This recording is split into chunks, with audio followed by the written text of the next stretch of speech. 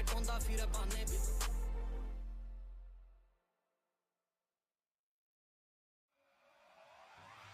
कहते हैं कि हर गोली में मरने वाले का नाम लिखा होता है। ये बात और है कि वो नाम लिखने की जिम्मेदारी ऊपर वाले ने मेरे हाथ में। It's painful hard, emotions still leave me apart. With a final way to restart, and then it's broken heart. ਔਕੜਾਂ ਤੋਂ ਡਰਦੇ ਨਾ ਔਕੜਾਂ ਤੋਂ ਡਰਦੇ ਪਿੰਡੋਂ ਉੱਠ ਪਊਆ ਬਲਦੇ ਆਣ ਪੜਦੇ ਨੈਣ ਤੇਰੇ ਚੈਨ ਮੇਰੇ सजना सजना ਬੋਲਦੀਆਂ ਬੁੱਕ ਦੀ ਥੋੜੀਆਂ ਬਦਲੋ टोपे पे बंदी तेरी टोपे पे सिस्टम ਛੋਟੇ ਟੋੜਿਆਂ ਚ ਲੰਗੜਾ ਬੈਰੀਆਂ ਨੂੰ ਨੱਲੇ ਕਰਕੇ ਵੇ ਥੋੜੀ ਰਿਚੜ ਮਿਲੀ ਤੇ ਵਰਗੀ ਹੋਗੀ ਵਰਤ ਨਵਾਨ ਸੁਣਿਆ ਜਦੋਂ ਵੱਡਾ ਨੋਟ ਟੁੱਟਦਾ ਕੋਈ ਬੜਾ ਖੜਕਦਾ ਪਾਨ ਸੁਣਿਆ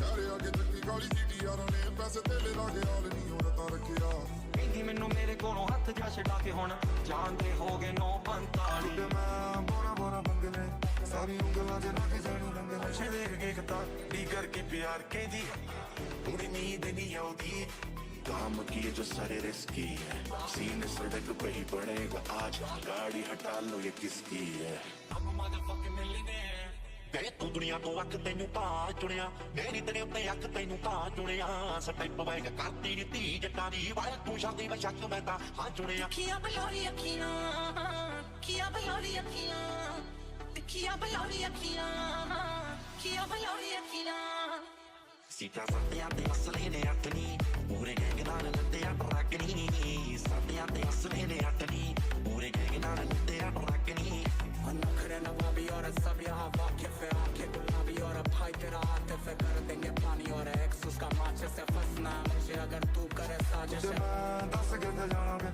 ਲੈਣਾ ਗੁੱਚੀ ਲੈਣਾ ਦੋ ਬਗਾਣਾਂਗੇ ਕਿ ਮੈਂ ਬੋਰਾ ਬੋਰਾ ਬੰਗਲੇ ਸਾਰੀ ਉਂਗਲਾਂ 'ਚ ਲੱਗ ਜਾਣੀ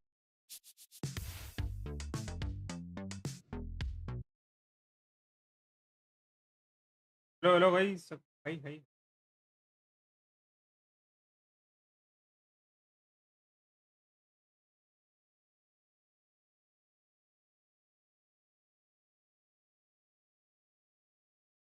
the spirit is also very different. So, Ah, looking forward to see yeah. how they are performing this year.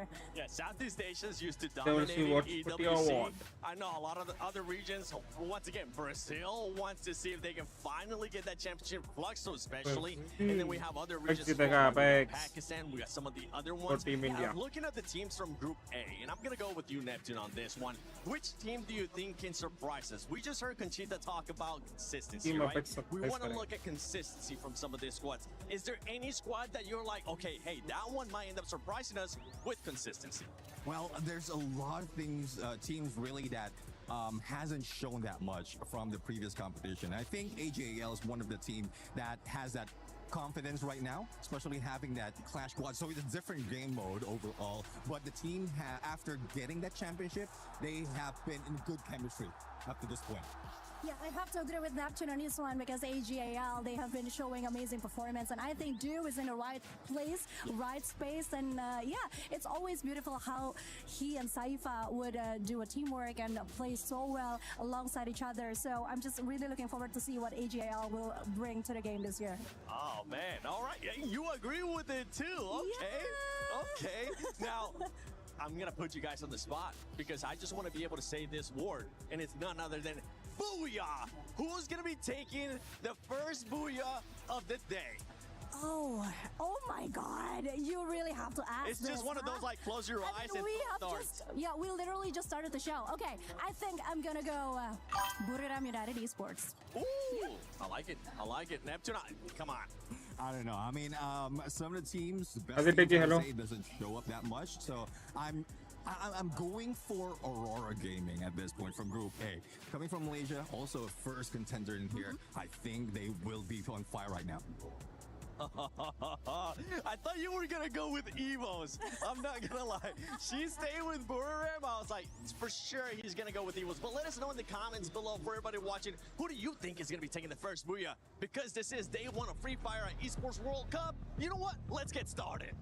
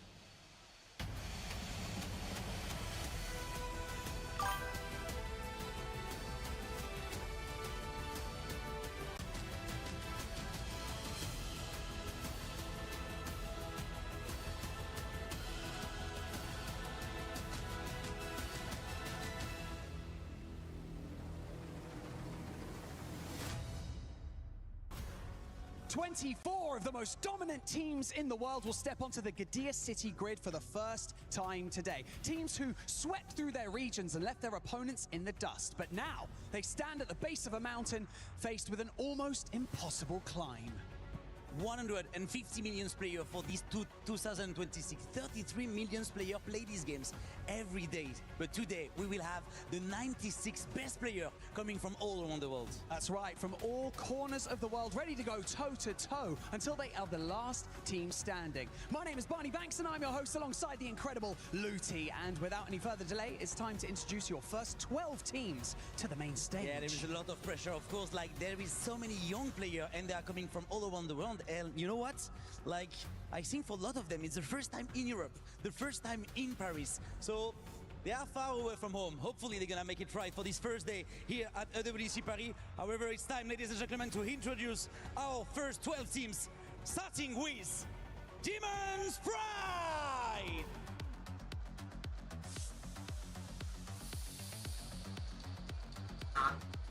Yeah. Titan Esports Club.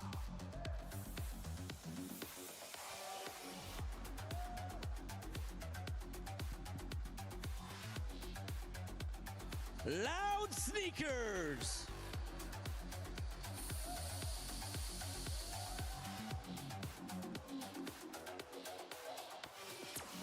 Buriram United Esports.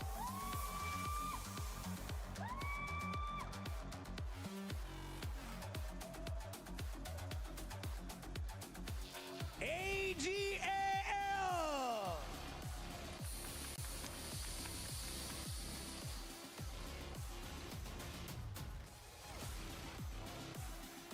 Aurora Gaming.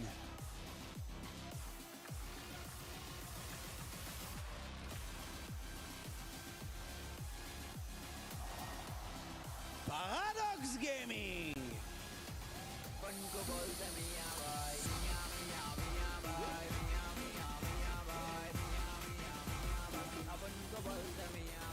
Gun Dynasty.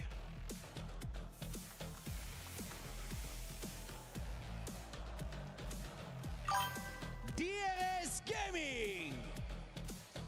Lucy Gaming, thanks for your subscribe.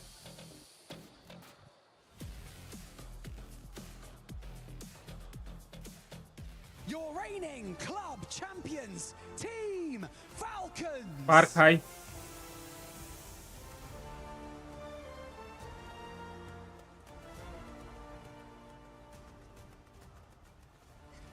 Team Apex Gaming.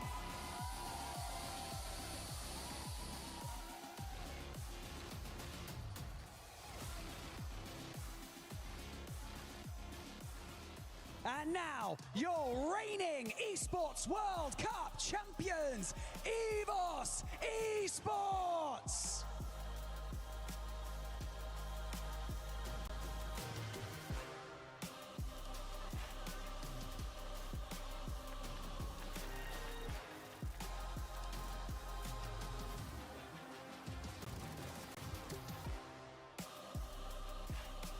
Hello, champions. We've got $1 million on the line, a legacy to forge, and a champion to crown. So today is your only chance to make a first impression. Make it count. The first day of Freefire in EWC Paris begin now!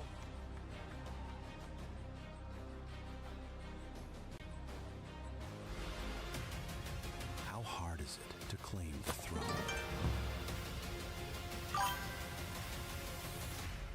To rise above and be the best.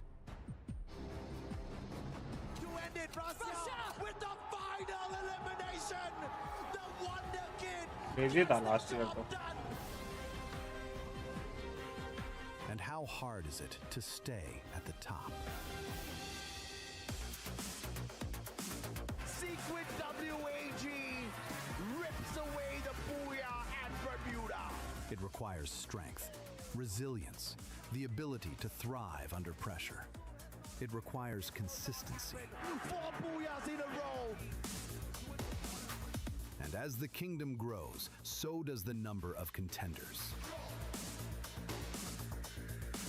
With familiar faces returning and entirely new forces knocking at the gates. But in the end, there can be only one king, one champion, and one Booyah. And no Booyah. king rules forever.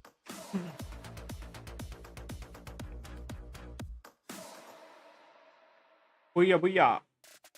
Ladies and gentlemen, boys and girls, survivors of all ages, welcome to the most awaited event for at least the first half of the year. This is Free Fire at the Esports World Cup 2026. We are in Paris, and I expected a heat wave. It was quite cold here, but now with the game starting, Tash, I think we're going to just bump the heat up a tad bit higher. It's going to be intense. It's going to be mad hot. We saw the reigning champions walk in. Let's go. And देखते वो भी. question marks on whether or not they can defend that crown. Oh, yeah. And, you know, for the first part of the competition, it's all about survival. We are in the group stage, and for the first time ever, we have got 24 teams from around the world hopping on into a global battle. Never before. This is the first time we've got so many of them, which means there are going to be a tad bit more heartbreaks out there. The first day, you got early qualifiers, but you definitely want to avoid the bottom of the leaderboard. For real. Now, as you go into that as well, eliminations are coming through. And as we go through this, after eliminations, only top 4 will be going straight to the finals. Oh, yeah. And the rest into survival stage. Yeah, absolutely. But today is just day 1. Both groups, A and B, will only play the first 6 matches, right? So it's a little bit of a prelude. It's a little bit of a preview. And thank God we have the preview, because some of the teams here are absolutely clueless about the regions who have not really shown up on a stage where you're able to go in and really check out what their drop spots are like, exactly what their rotations are like. So they're left in the dark. And these underdogs could just be exactly what surprises even the big dogs, right? Because we know for a fact, when you go on to the Free Fire Global Finals, the gameplay there is just very different. The Titans will rule as always. But here at the Esports World Cup, we actually have the capability of underdogs having a dream, right? So far, the winners that have been able to run away with it are winners who haven't been able to achieve much on the global final stage.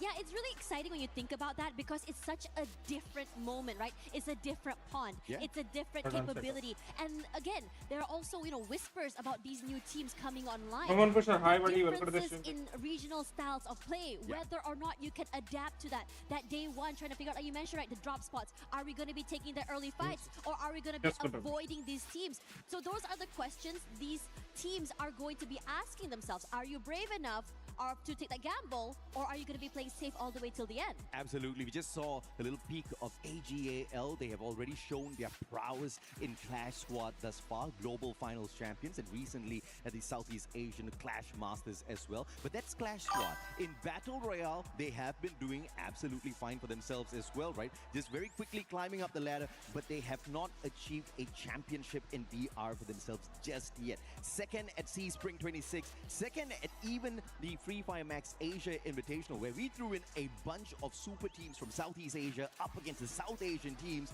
where they also found dominance at. Yeah, and I think that when you are in that situation, you are trying to think, okay, how exactly am I going to be matching up with these other players? Some of them are very, very new. I would say, sometimes people say, right, the younger players have a little bit more drive. They're hot-headed, they're hot-blooded. They want to go for these early fights. But in this situation, when you go high risk, the high reward moment, if you lose it, you lose it all. And in this situation, you want to avoid being at the very bottom of that ladder. What can we do to make sure that we don't go super high risk and not overheat? Well, if you do end up at the bottom today, the risk is there, but fairly low. Tomorrow, you definitely have to avoid it at all costs. But obviously, not every single team can do that. At the end of the day, you're going to have some winners. You're going to have some teams down at the bottom who are going to be at risk of relegation. But I'm looking at the rise of the underdogs here, mainly at the Esports World Cup, right? Because this is where dreams are made. And again, this guy, he dreamt for many, many years. I'm not so sure exactly what he's trying to do right now, but he's dreamt for many, many years. He's trying to think of a hand sign that he wants to flash on the screen the moment he gets a booyah. And AJL's just the kind of squad who's capable of walking with a booyah. And speaking of which, this is Group A. Many have termed this group the Group of Death because of the number of titans that are in this group. Right. And I think that when you think about Group of Death, there are so many situations that, for me personally, I think last year we had this conversation, right? We were saying, hey, it's going to be the rise of the Brazilians this year. And we were knocked out of the park and we were surprised. And it wasn't at all our expectations. Now, for this year, the capability of that happening again, the favorites getting knocked out, is going to be happening. I would say is because there are so many teams that we haven't dealt yet. We haven't seen quite yet on the bigger stages. Maybe regionally, we haven't seen their prowess because maybe regionally wise, maybe they're not the best there. But some teams excel on the global stage, and that really, really surprises so many people, including us. Yeah, exactly, right? So it's just such a interesting factor that the teams that perform well on the global final stage, the titans of our competition, just don't find a good run here at the Esports World Cup. You look at Buriram, you look at even AGAL. Hello, Ishwant bhai, bolo bhai. Third year here, and both of the Esports World Cup in 2024 and 2025, they placed 5th. Yes. It's weird that they are not able to take a step forward, but the underdogs, on the other hand, they always manage to rise up to the occasion. I wonder what's the difference going to be like this time around, right? Because you look at the teams, yes, the teams have grown, yes, the mechanical skills of these players have definitely been sharpened up, but we also have to take a look at the meta. This is the season for the snipers to rise up to the occasion. Yeah, the snipers have been buffed, and I think that what's really good about this as well, I think there were whispers about the Indonesian squads running that double sniper. Seeing that is going to be fun, but again, as we go into this first game, I am curious to see what exactly is going to be happening. Is it going to be double snipers? Is it going to be a different kind of meta? What do you think, AJ? Well, I think everybody's going to be aiming for peak this time around because of the high tier loot zone, or it could also be a potential avoidance of these high tier loot zones for the underdogs of the competition, just so that they avoid early annihilation from these lobbies. But one thing's for sure, we're gonna spot quite a number of hot drops because of the fact where we haven't built dominance on these compounds just yet. Day one is gonna be a very messy day, and I think we already see a couple of hot drops out there. Yeah, and I'm Hello, match started. where we are looking at Mars, Electra, and Pochino just completely full of players. Circle coming up toward the middle central side there. So the rotations coming in from southern side is going to be fun to see, especially AGL from Sentosa. Yeah, absolutely. So Gun Dynasty up against Aurora. And this is going to be a little tough for Gun Dynasty if they don't manage to overwhelm the Malaysian squad, who has been performing extremely well in the recent past. And you've also got the team of Team Apex Gaming from India. Now, speaking of Aurora and the players of GD, let's see if or not they'll be able to knock each other out or very safely avoid each other after picking off a couple of points. Azrael Mac 10 in hand for medkits. No glue walls. Getting stuck in a battle could be deadly. But he does have the time turner on him, keeping the active skill alive. Let's see if or not they'll be able to engage well. Vega, on the other hand, already has the M82B in hand. Two players from the side of GD actually holding back. And David 444 moving on in, bringing the full squad for the attack. Jun's about to be in trouble here. David has the P90 as well, quickly avoids the engagement. And Aurora does not want a straightforward fight. A little mistake here from Azrael as he hops on into the battle. David won't fight him. Zuez for the backup. And the Mag 7 shines for the side of Aurora, but they've already lost 2-3 players down on the ground. It's a chaotic moment here right now as Julian also gets knocked down quickly. Shrovi comes through and somehow steals away. Aurora Gaming eliminated too soon. Weren't able to tie down the last few moments. As we walk over on this side, TAG crossing over. GD will be waiting on the other side here, but they haven't been spotted out quite yet. If the rotation is good, I think that they may be able to come on to the screen right now as DRS is just completely annihilating PDX right now. Yeah, Paradox up against DRS. 3 eliminations in hand. They started off really hot, but it looks like Paradox will have to back away from this equation here. Snipe with the VSS is going to be standing by to distract the players of the Rail Soldiers. Was his buddy makes it away from the compound, looking for the revival on the rest of the Paradox squad. Alu and Pratik making sure they don't make a mistake here. The Valiant Dash takes down Snipe's defense. They pick up their 4th point. A great start for DRS. Yeah, DRS just walk up and just took the area like it's nobody's business. Snipe back into the game as Madara does get knocked down here.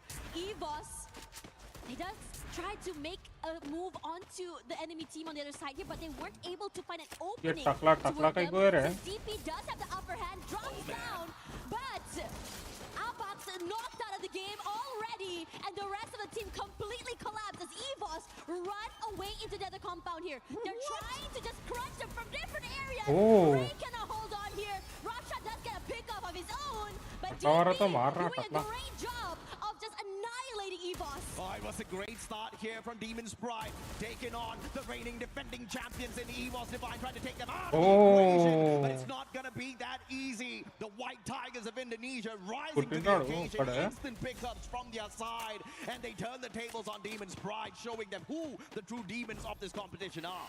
It's honestly insane because the start off was just so in favor of DPS. Rasha gets picked off by Falcons. Limit, a big pick off here already. Right timing to just catch him off guard before EVOS was even able to reposition. Yeah, great positioning from Russia as far as the battle up against Demon's Pride was, but they did not expect Fackles to drop by. And here comes Gun Dynasty yet again in another battle. But their prime play with David 444 down on the ground.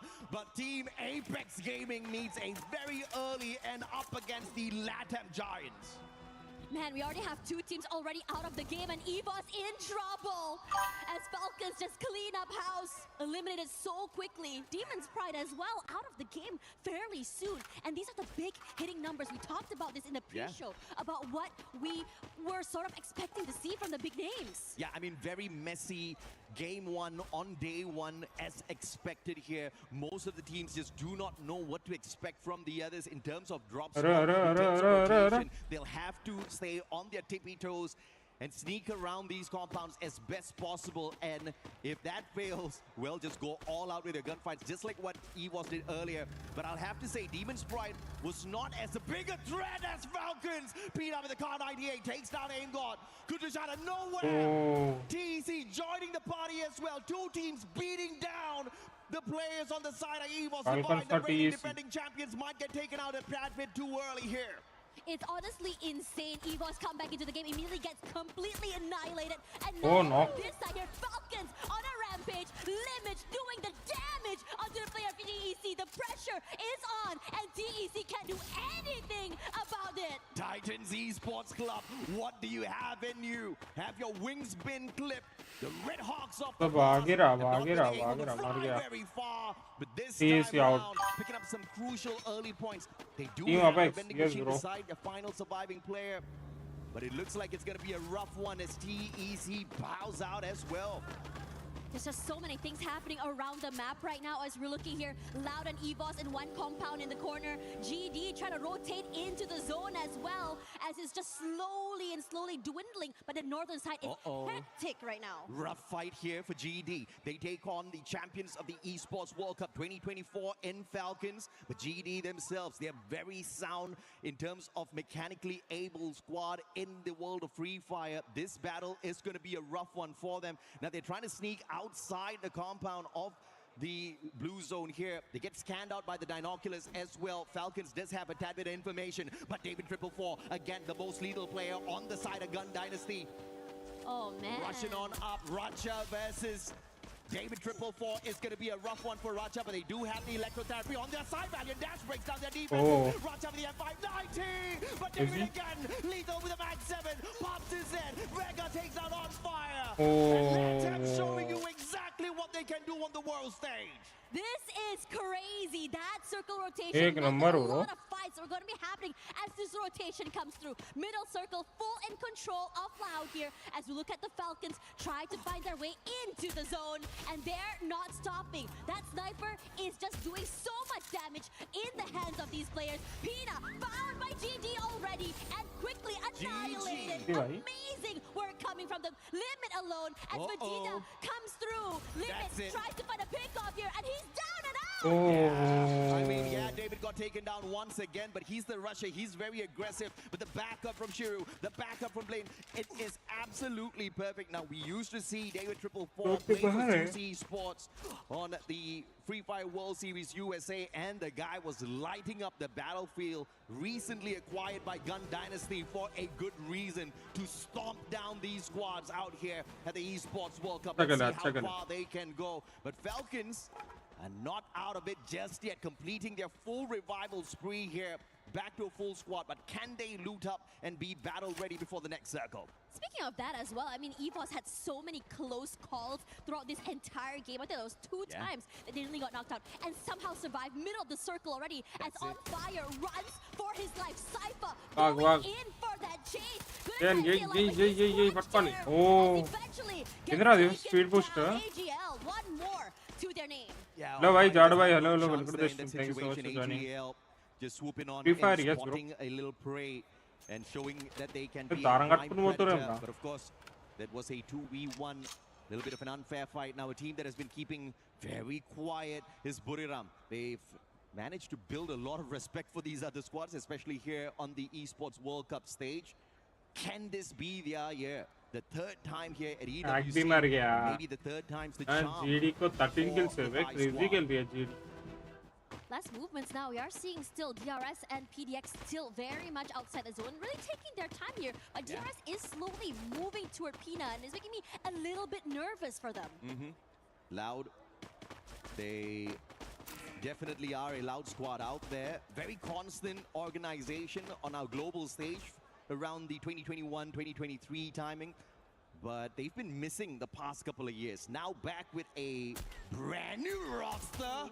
And On Fire, man, Falcons just can't catch a break, can they? Gun Dynasty showing them exactly who's going to be ruling these lobbies from the get-go. On Fire again. Just outnumbered the players on the side of Falcons. Yes, they did manage to run around getting those revives, but the team just spread out too thin on the battlefield. Yeah, they weren't able to play together in these situations. You know, you're seeing a lot of respect. That's it. As immediately Takuri finds Limit. And Falcons, that's it for them, not able to come back into the game. Yeah, unfortunately, he was just too broke. Even if he got to a vending machine, which is quite far in that situation, wouldn't have been able to bring anyone back. He was looking for those coins, and Takuri found some coins out of him instead. Yeah. Now, the southern side here is very interesting, AJ. Look at the amount of teams here. You have EVOS hanging out, PDX as well. I wouldn't be surprised if a big fight were to happen around here, and it's going to be Fire, because GD right now is so comfortable northern side and alone. Absolutely. 5 teams out of the equation already. Paradox still alive and kicking alongside the Rail Soldiers. They drop into some hot soup and they're about to get cooked here if they don't walk away with some good elimination. Stroax won't find Jiru. Vega taken out as well. Shut down by Guaka, and Loud interfering in this battle. Can they walk away as the best third party for day 1, game 1? Gun Dynasty with your final survivor. It's been a great run so far. Easy slam diya. Abhi DRS a tad bit too far away from him. Hard to really do anything in this situation. Buriram also coming into the zone as well. But in this situation here, DRS with the upper hand. Just because they have a bit more of a second. Can he do it? Area. Nice. Tried to run away. Had the vehicle. Got sniped, quickly hopped on out of it to play the recovery. Now going to be tanking the damage from the blue. But he's looking for the vending machine. He's got enough coins to bring the full squad back. All he needs to do is just run out of bullseye. But the problem is, he's right in the middle of the bullseye of the crosshairs of the opposite teams who are looking for an extra point and an extra team to eliminate. And how PDX is moving here. They're just trying to find a way into the game here. PDX should probably come through into the peripherals of Loud as well. Now Rasha, big kill there onto a player. And even Sneaky somehow off the grid. Gets knocked out as well. Let's see if or not AGAL can sneak on in. Position here, but just a tad bit too close to the edge of the current zone, which is moving aggressively. The problem is going to be DRS for AGL as they try to rotate in. They do have a little bit of compound cover. But Gun Dynasty, full revive, clutch play. The squad is back, but the circle is small. Getting fished out of the skies is a big possibility here. Let's see how the luck is for the side of Gun Dynasty. Interestingly enough as well, the rotations coming in. Well, DRS very comfortable in the middle side area as well. As we see Snipe getting knocked out here by Trap. Immediately is sent to the lobby, but Takuri is the one that takes away that point. Let's see exactly what the reigning defending champions EVOS can do. It has been a rough start for them, but recovery has been solid for EVOS. Just 6 eliminations, not too high, but it's not about the number of eliminations for EVOS. They just want to get to that final circle, safe and sound, just like what Buriram is doing. And I feel like that is going to be the sound strategy if you want to get into the grand finals as well as walk away with the championship at the end of the day. The game has turned around. It's no longer about pure domination on eliminations. It's all about, can you get the booyah when you truly need it? And you got to start practicing early. I agree with you. I think Buriram United has always liked that approach, right? They find that last possible moment, just really come in, steal away the booyah and those extra few points in the last few battles. We can see a few players taking a bit more damage in the rotations. GD comes through here, will cross paths with DRS. BN is already at the bottom side. Even Vision as well. Oh, David! Unfortunate for him. They have to pick him up. They have to defend David at all costs here. It's going to be tough. Nameless sprayed down. Moshi with a sniper across. AWM solid. Taken out of the equation as well. AGL's currying around. Barely any points on their side. And as expected, the pressure is on as they try to look for the next circle. And they're going to make a wild rotation round to see if or not they can stab the players on the side of DRS as well as Gun Dynasty.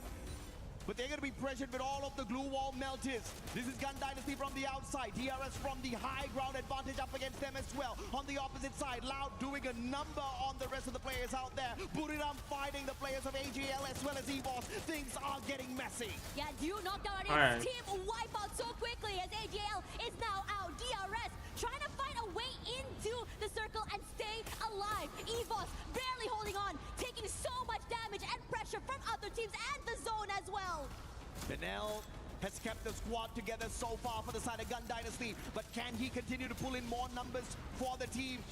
They are in a great spot, but they also need to move on into the circle, and they've got a great position to attack DRS. EVOS Divine on the other hand, lightning zone right above their heads. And this is a classic play out of Gun Dynasty, if we've ever seen He one. misses a ralo. And through the lightning zone, there is a big advantage here. Loud, on the other hand, just not stepping on out too much. They will take a little bit of hit from the lightning zone, but nothing that they want to worry about so far. Moshi with the snipe. He was still once again under pressure. But the pickups are instantaneous. They got the haystack for the extra defense as well. But the angles from the rest of the squad just putting EWC in a pinch and eliminating them from the lobby. Yeah, EWC is now out and down for the count as DRS rushes through into the safer zone here. Trying to find a way to stay alive and stay healthy. They do. As Loud trying to find a way to just really find an angle onto Brum United. We see some utilities coming out here, just really zone them away. But no one's making a move quite yet. Yeah, Buriram, cool, calm, collected. Just taking advantage of any extra points they can find out there. Not getting too aggressive just yet. But now up against Gun Dynasty. Can we see Buriram shine, or will Gun Dynasty continue to stomp every single squad they come across? David 444 still alive and kicking. But Nell, their super savior, still alive and kicking. Gun Dynasty looking absolutely solid to build their dynasty here, right here on game one. Loud, on the other hand, backing away. BZP tagged up from the back. Waka, Vegas taken out. It's DRS striking up against Gun Dynasty. And they've got 13 eliminations in the Nepali squad. Absolute wonder run so far on game one. Yeah, and Loud has made a huge, I would say, tactical retreat. A lot of space held, a lot of cover as well built, but it doesn't stop the damage. Trying their best to stay alive right now as BRU tries to put in the pressure onto their team. They can't do more than that. They do steal away the players of GD. One player knocked out already, and BRU already on a rampage on 2-5. Loud, 6 eliminations, putting the pressure onto Brum United. Not happening, staying alive despite the chunk of damage coming through for the util. Yeah, Trap just playing true to his name, man. Bringing in the thrill of battle with the A124, trapping in Buriram. They could not use their active skills, and they actually had to wait that out. Quite a number of seconds lost already, but Buriram दोनों side से अटक गया है. thrill of battle attack. Loud played the timing well, but Buriram had the extra layer of defense with those fences. And now here comes Takuri. God nades. Guaka finds Moshi. The sniper of Buriram's out of the equation, and Takuri can do a number on them. Can he nade out the full squad of Buriram? It goes wide a tad big. Now Takuri needs to become the doctor for the squad. David 444, the final player on the side of Gun Dynasty that's alive and kicking, but they've done well enough in this game. 17 eliminations strong. Final 4 teams, 4 regions in the final circle, and Gun Dynasty is the first one to tap out. Yeah, it's insane now. With Brum United waiting in the wings. Strokes trying to find a way to chunk down the damage on Brum United, but they have built a fortress. Wasana repositions, rushes through, trying to find a pickup, but he's not able to do so as BCP finds the middle of Brum United. They're all knocked down. They're in trouble. It's all about the timing, and Loud knows that well. They move on in. They've already taken advantage with the initial knock. Takuri has got the quad in hand. Rate of fire up close and personal is going to be deadly. But if Loud continues to close down the distance, those M590s are going to be popping some heads for sure. Trap once again. Thrill of battle locked in. And you cannot use your active skills to take them on. But that knock buys them a little bit of extra time. What can Strowex do? It's a 1v3. He's got a sniper in hand. M590s loaded up on the side of Loud. It's a 3v1 easy play here. Strowex jumps on back. Loud says absolutely not. They take away the first win. And Brazil showing that they are going to be making a lot of noise here on the stage. They're loud, they're dominant, and they know exactly what they're doing, knowing exactly when to attack and when to go for those tactical retreats. They built a massive wall for safety and kept the distance from them and the other teams. Amazing work. Good one. Loud 6th at the Esports World Cup 2024, but technically as Team Solid. A majority of the Team Solid players on Loud right now, and they are here to run circles around these teams. Again, thank you so much for your cricket. It's all about strategizing your way towards that final circle, surviving long enough, and taking advantage of the right situations. And that was executed perfectly by this Brazilian squad. Yeah, it's really exciting to see them as well. They weren't too flashy super early. Yeah. When we saw too at that mid-game, they made so much noise. They started to get really active. They started to really move around that map. And they're tactical on which fights they wanted to take and which fights they decided to just leave alone. And I have to say, it's Trap that was the mastermind of that battle. constantly pulling the timing perfectly for the side of Loud. If it wasn't for them, I think Buriram would have had a easier rotation in that final circle to avoid the battle. But the thrill of battle, and again, even in the final battle up against these players from the side of DRS, it was the thrill of battle that made the biggest of difference. And this guy is not just a support player who activates the thrill of battle. Thank you so much for your 6-7. Booyah. Yes. Hops on into the fight as well with the M590. Phenomenal mechanical skills, phenomenal timing. Everything went well here. But I have to say, that was a really messy lobby. Because again, that's exactly what we expect here. Day one, game one, you barely know where your opponents are going to be dropping. I mean, you can go in and do a little bit of research, but it's really a toss of a coin at the end of the day. And I think Loud handled the situations out there really fine. Yeah, and I think what's really exciting as well for me personally, I thought that today we're going to be seeing the rise of the underdogs, right? The more quieter teams that never really made that big splash quite yet, because that's usually how day one goes, because everyone's a little bit more cautious. Regardless, after this, we'll be seeing more of the Freefire at EWC, so you're not going to go anywhere. Thank you so much, Mango Lassi, Creative Clips. Play is in our DNA. Whenever we let Samosa.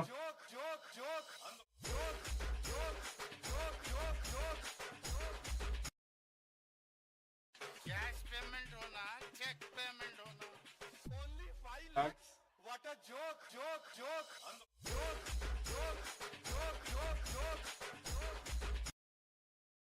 So much Sparkles. Cash payment hona, Cash check payment, payment hona. only 5 lakhs. What a joke.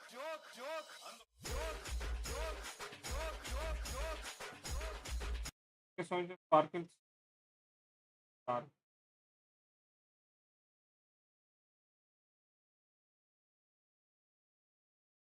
เล่นในรายการนี้แล้วก็พร้อมขนาดไหนฮะก็รู้สึกดีใจมากครับที่ได้มาเล่นในรายการ Thank you so much for your Mango Lassi, Cyberbot. พอใจไม่ได้แล้วก็การเตรียมตัวผมก็เตรียมตัวมาพร้อมครับเต็มที่เลย 100% ครับ Yep, I'm very happy and excited to be back on EWC stage, and we are so ready. Our preparation is like so.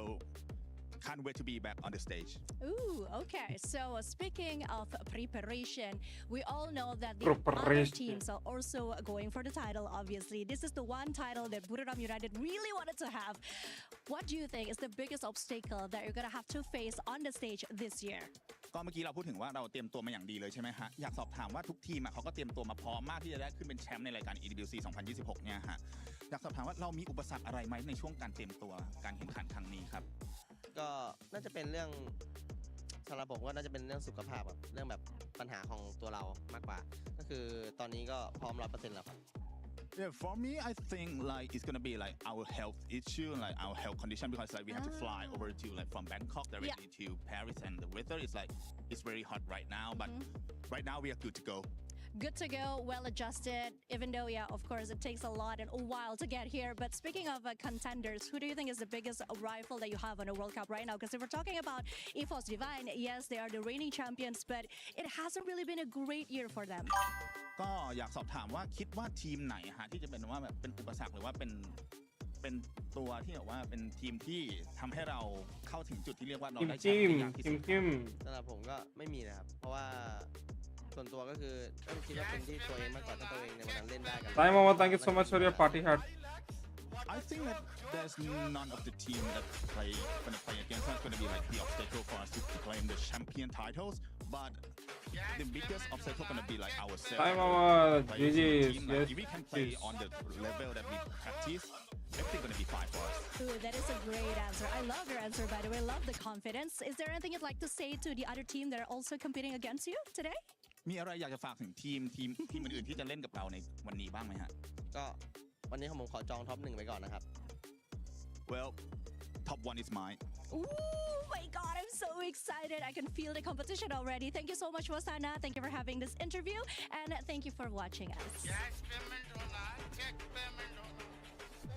Welcome back, everyone. We start off our first match today hot and loud. Thank you so much for Pani Puri. With the fun to get that first booyah of the day. It's nice to see the top 4 teams within the first game in itself be from 4 different regions out here. Everybody's hungry.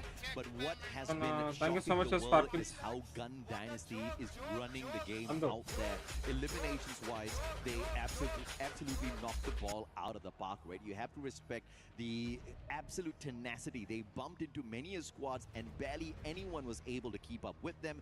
I mean, even Falcons, multiple times, they just got hunted down. And that's exactly what you expect out of the LATAM squad. Again, mechanically very sound, and it looks like they have definitely worked on their rotations a lot. I feel like this is one of those teams we have to look out for, looking like a solid team to make it into our grand finals, maybe even one of the first 4 to qualify into the grand finals directly. But DRS, that was the standout team for me because nobody would have expected that sort of a performance out of the Nepali squad.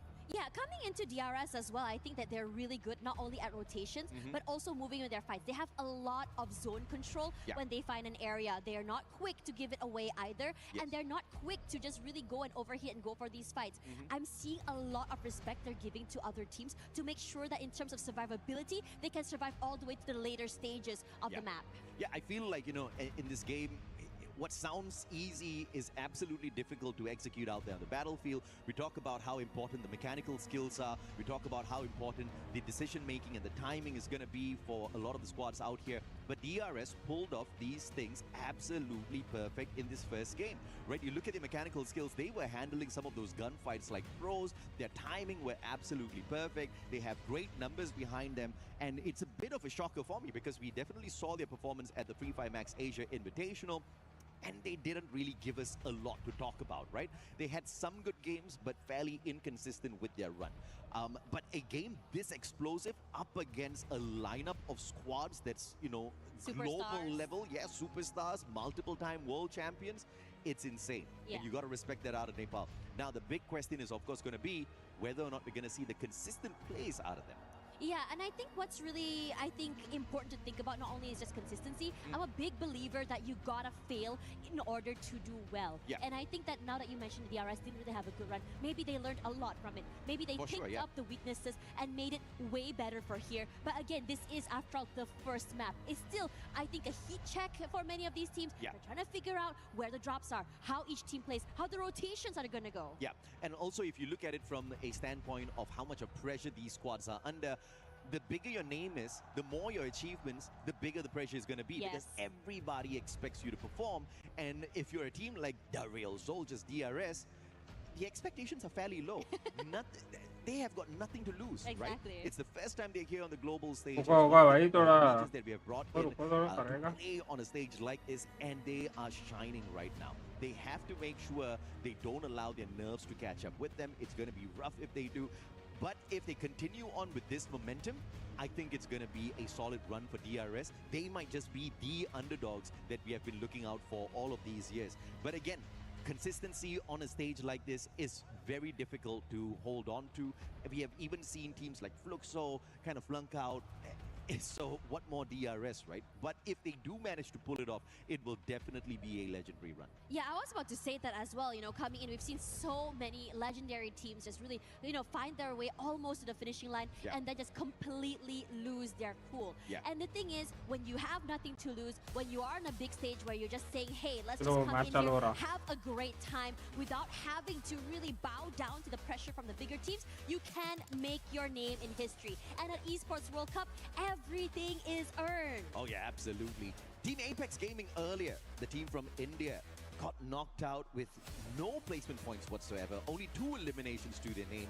And I feel like this is one of those teams that we can expect to see perform a little bit better here on Solara. As we hop on in, these light rails are going to be attracting many teams to your compound. I think the third-party situation in Solara has always been extremely exciting to watch. And it looks like Gun Dynasty is looking for a big fight again with the early clash up against the Malaysians. Aurora Gaming, Eco Drain, battle up against Gun Dynasty. It's going to be a rough one. Yeah, and it's always going to be super exciting when you go for these early fights. The rest of the map, though, fairly safe other than Delta Isle. Delta Isle right now also is, I think, very, very hectic. Now, in this situation there, I am wanting to see how GD is going to be handling this. As we're rushing forward already, barely alive, as Astra already had turned on that time turner. Yeah, this is a 50-50 early hot drop. Aurora Or does also have a chance GD. in here if they can manage to flank around and play their strategy well. Trogon in the hands of Jun. Axel, AUG in hand. The sniper of the squad does not have his preferred gun. Jun for the backup. Good enough. Axel nails him down with a headshot off of the AUG. And it's a great start here for the Malaysian squad. Maybe this is that perfect comeback, that perfect revenge early on. As GD snuffed them out, kicking them out of the lobby. I don't know. A bit too earlier. But Nell, again, the super savior of the squad, will hit that double revive, making sure even if Gun Dynasty falls early here up against Aurora, they will stay in the lobby. But the White Tigers, they smell blood and they want the points. Yeah, they're coming in as a third party here as well. Gives a bit of space for Aurora to go for that reposition. It's a bit quiet right now. They don't want to do anything. They can see Aurora leaving away from the area. GD, you got to deal with the White Tigers right now. Apex. The Kimbo Vector in hand. Rate of fire is there. The damage, questionable for sure. Spots one out. It's the cord. And it looks like he's going to be gagging himself in. Beautiful Valiant dash. Aim God hopping on in with that backup. And they definitely had the advantage on their side with the numbers. And on the other side, AGAL up against EEC. It looks like AGL just weren't having a good run up against them. No, it's just so unlucky to meet them. I just want to say I'm loving this proactivity coming in from EVOS. They heard sounds coming through. They go in and just force that third-party fight. But in this situation, I was surprised it didn't go three ways. Aurora got knocked a bit too early just now. They want to make up for just now. Benel versus Aim God. It's a 1v1. Fair fight. Aim God spots him. Fair shot finds no connection. Benel looking for the quick reposition. But the rest of the EVOS squad, they've entered the compound already, but Nell's in a tad bit of trouble, to say the least. Wolven back and away. Team Apex Gaming, can they take the fight up against the 2024 Esports World Cup champions and walk away with the victory here? There is a vending machine in play, and you can see the Apex player already camping away at it. In case they need to put in a quick revival. Raja on the hunt. Sahil Jad has been spotted out already. Wolven sticking his head out. That is a bait on fire, flanking around from the right-hand side. Max 7, his own glue wall keeps him in a way, and Wolven with a timely time turner to keep himself in the run. Oh man, and here comes the firepower from the Falcons, knocking a majority of the TAG players down here. 2 eliminations already done and out here, and now they go for more.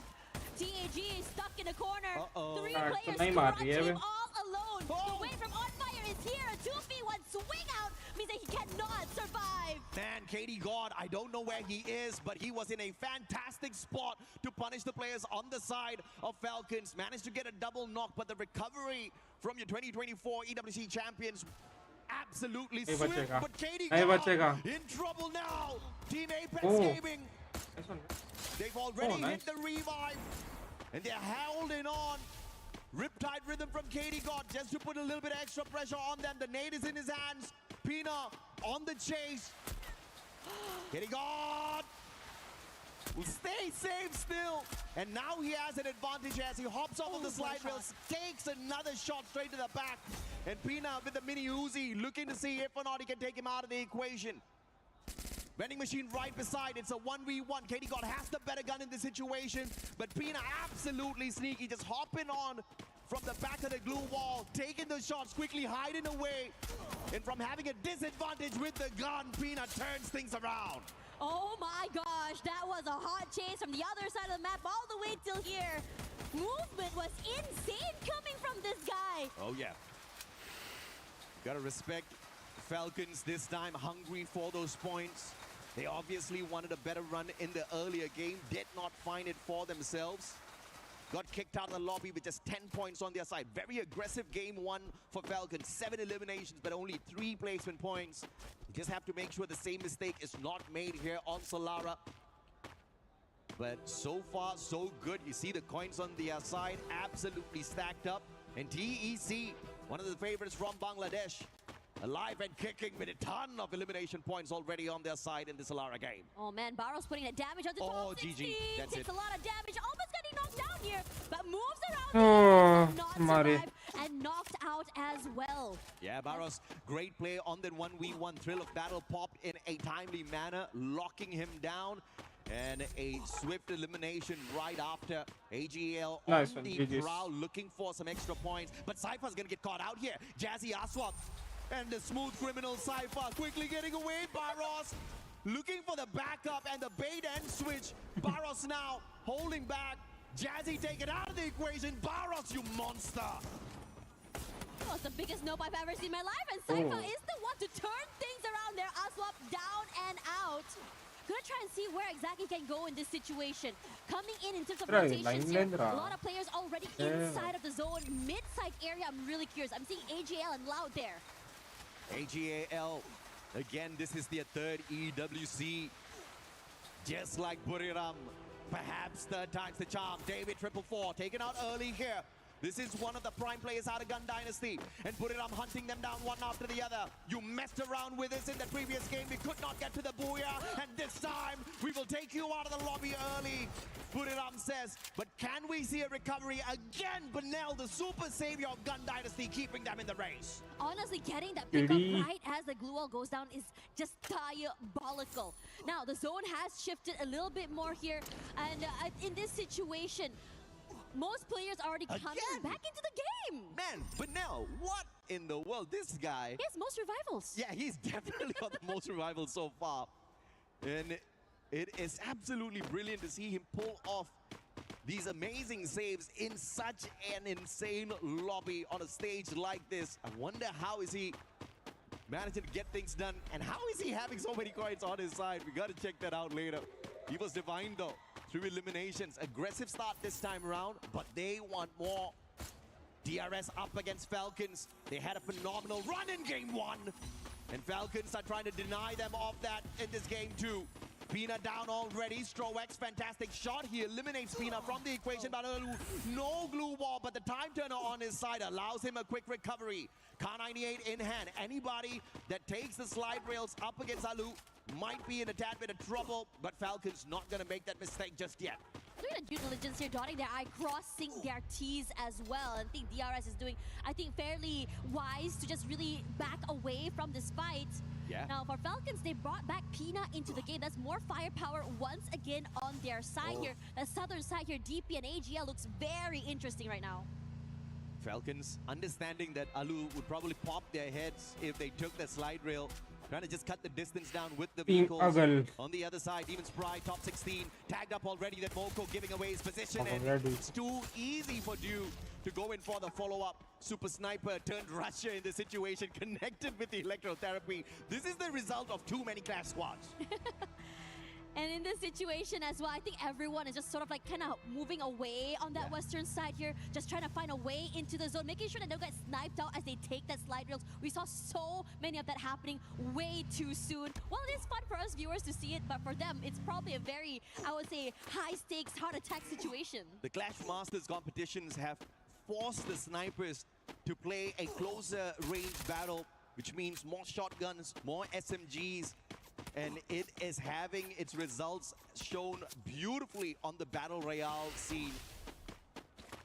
And that's just gonna be making these snipers so much more deadlier. Long range, short range. They're now becoming all-rounders. But this next circle, though, looking deadly. Falcon scanning out the area of Team Apex. Sahil Jad gets caught in the binocular scan. Pina Racha not waiting. They sustain some shots, but they're going straight in for the elimination. And a four-man scan here, potentially by the White Tigers. EVOS divided, a double scan. Probably Aurora as well as Loud. EVOS in trouble. As two teams have got the information on them. Team Apex Gaming, on the other hand, already scanned out by the Falcon squad earlier on, but Falcons are the ones who are in a tad bit more trouble. Ooh, nice shot. Sahyajat looking for the revival, pulls Shoto back into the race, but he sacrifices himself in the same run. I mean, what can you do to just really survive longer here? That's it. Katie God in trouble. Out of the pan, into the fire. Running straight. Oh, EVOS Divine does not spot him out. They don't know. This could just be that survival play, but Tech is right behind him, so this is going to be a tad bit They difficult. know. Oh, now Thriller They battle, know. GG, bro. I don't know if or not that was super intentional, but KD got now clipped on by the Thriller battle, has got no way to use his active skill.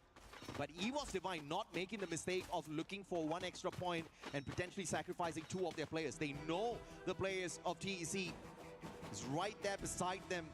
So moving to find an extra point might put them in a little bit of trouble, and the veteran experience of Crazy, EWC man. keeping them alive and kicking. But the Rail Soldiers hopping on in as well. This is about to become a rough three-way battle.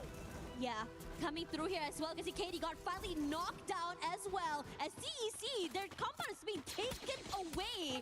DRS gonna trust really hunker down here in this situation. Maybe wait out those fights, or hoping for an opening to either go in for the fight or just go for a tactical retreat. Yeah, playing on the meta, the AWM, the BSKs, they've got the long-range weapons perfect for Solara. And I will not doubt those M590s are on standby for the pop as well. Great rotation by EWC Divine, avoiding the initial engagement with DRS. And just taking the position right below the players of Titan Esports Club. This means Bangladesh is going to have a rough time to get out of their spot, but thankfully the circle's still with them. The next zone is going to be crucial to see which teams get caught out here on the rotation. There is a high chance it moves towards the conglomeration of the three squads here. EWC Divine, TEC, as well as DRS. DRS, you're being very, very patient, but the problem is right now you go toward EVOS, there's a potential of getting knocked out by TEC from that top side of the building as well. And I think that this is a situation where you guys have to wait out things. Nice play, and now it's just all-out annihilation. Messy, as multiple teams are so close to each other. Gun Dynasty does not manage the ambush, but Demon's Pride are swapped too low. And the final bullet by Vega takes him out of the equation. David's picked right back up, and again, Gun Dynasty's gonna be a bit of a troublemaker in the final circle. Now the wait happens here, as we already see that for Aurora surviving a little bit longer this time, and they want to go for this fight against GD. In front of them, they already got it at one pickoff here. Oh. Aurora doing very well, fighting the players of GD, but they still have 3 more members to worry about on the other side.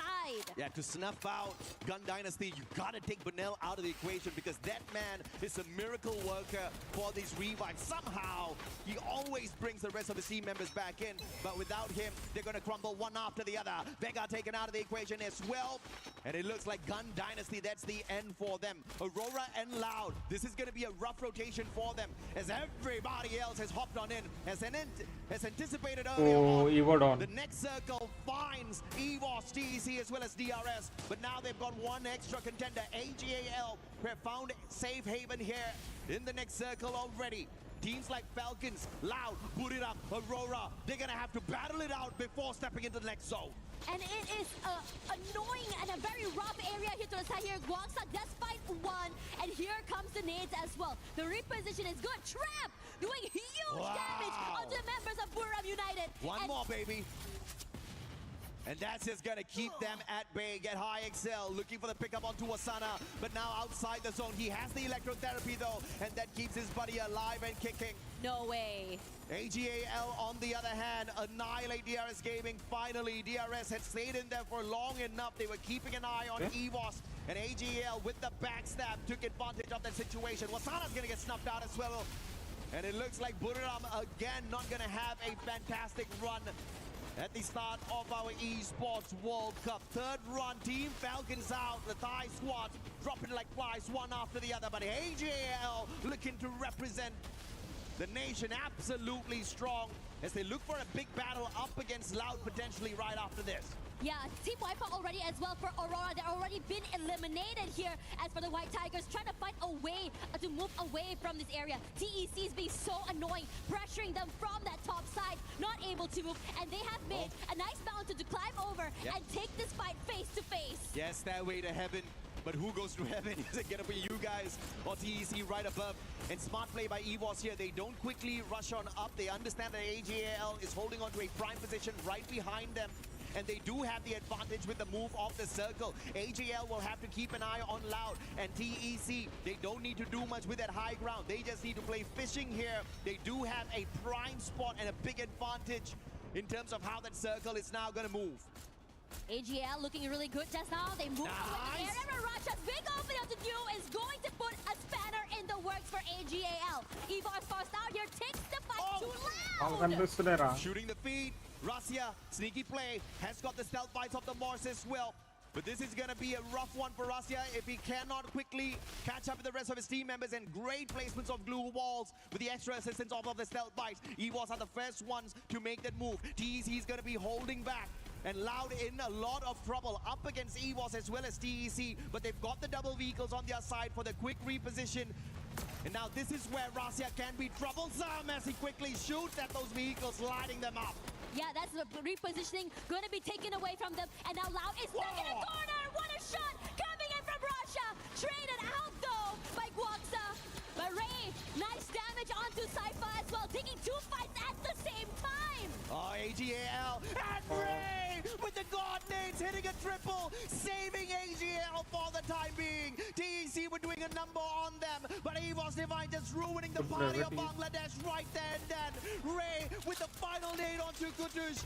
The pickups were solid, and now the battle between EVOS and Loud. They take the fight straight up. They understand that they are going to be a problem. Aim gone to the M590. Valiant Dash already used up, and he finds BZP from around the glue wall, looking for another. Annihilates BZP first, and EVOS Divine looking strong for the Booyah. He's looking so good right now. Have 15 eliminations already. Guaxa and Nyx already knocked out of the game. Loud with only one member still alive. What are you going to do here as AGL? Nameless still managing to steal away one more elim. Titan Esports Club now down for the count. As EVOS, they know exactly where Nameless is. Where are you going to go? What are you going to do here? A triple man push, but there's still one more player Cloud to worry about. Amazing run from Titan Esports Club. But Aim God now looking to clean up house. Nameless found, Thriller battle pop. Nameless has no chance, and they all gang up upon him. Playing the game of numbers, looking for the final Loud player out there. No back-to-back Booyah for Brazil. EVOS Divine, the reigning defending champions, will say. And the wonder kid Russia does it again with a final elimination. Russia putting in the damage and pressure to every single one of these teams. EVOS have been so proactive with these early fights, maintaining the aggression all the way till that last final fight. Oh, this is what you want to see from your reigning defending champs. Not taking it lying down, but rising up to the occasion and showing everyone not just rotations, but mechanically they're still sound. And yes, questions have been asked.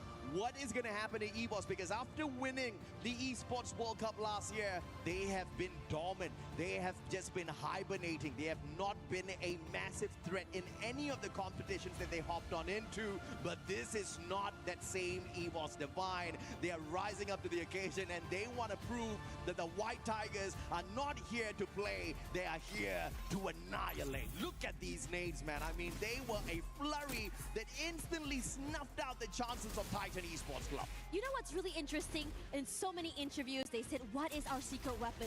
It was Russia, Russia, Russia. And he did. We saw that pressure coming in from him. But Ray as well is putting in and showing us why exactly he's also part of the team. You know, a big problem that I had with the EVOS Divine run in 2025 is that without Russia, I think they would have lost out in many of those lobbies. Just like what Benel is doing for the side of the players of Gun Dynasty. We saw Russia being that backup player, that sniper that continuously revived the rest of his team members. But this time, they are not putting the responsibility on the shoulder of their super sniper. They are all playing their role. I think the rotations are so much more tighter. The teamwork is looking solid. And I feel like it was not like any of those players were bad. It's just that strategically, they were trying out a flavor that perhaps did not favor them, and it required multiple clutches from Russia.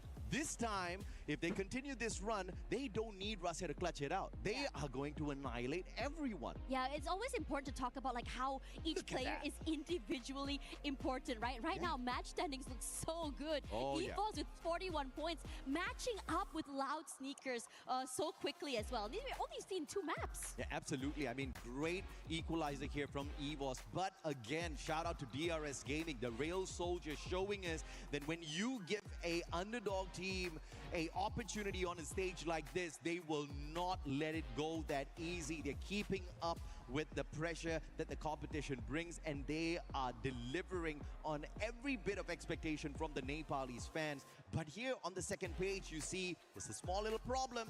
India definitely has got one of the biggest crowds in terms of fan base, but they are not doing too well just yet. Now we've got Carol with the players. Let's see exactly what the interview has for us. Tash and I will be right back with you.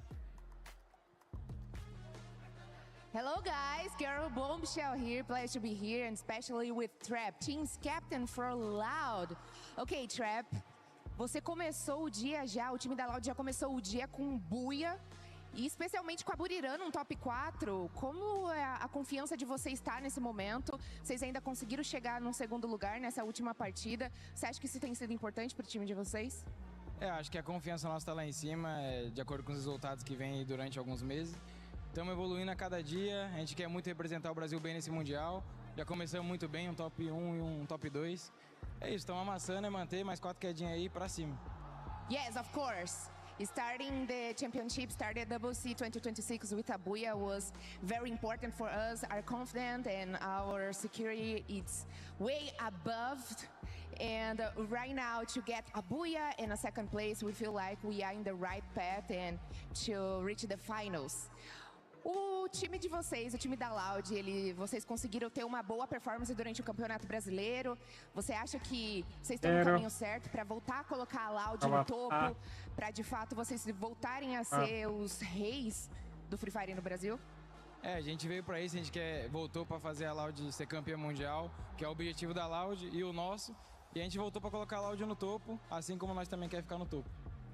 Yes, of course. Performing that well in Brazil brings us such great confidence, and we are here for that. We are here to bring the old Loud that you guys haven't seen before, and right now we are gonna put Loud for sure on the top again, but not only in Brazil, in the world, and that's why we are here at EWC 2026. For us to finish our interview, I would like to ask, vocês terminaram o Mundial de Free Fire no top 5, né, no ano passado. Quão importante foi isso para vocês? Jogarem internacionalmente, obviamente que vocês estavam em outro time, mas você acha que esse resultado de um top 5 trouxe mais confiança para vocês performarem agora aqui no EWC 2026? Com certeza, assim como no Campeonato Brasileiro que a gente sempre joga um campeonato e quando ele acaba e o desempenho não é tão bom, eu sempre solto uma frase que eu falo com o Joker, eu falo: mano, aqui nós aprendemos a jogar esse campeonato. A partir de agora, nós só vai desempenhar bem.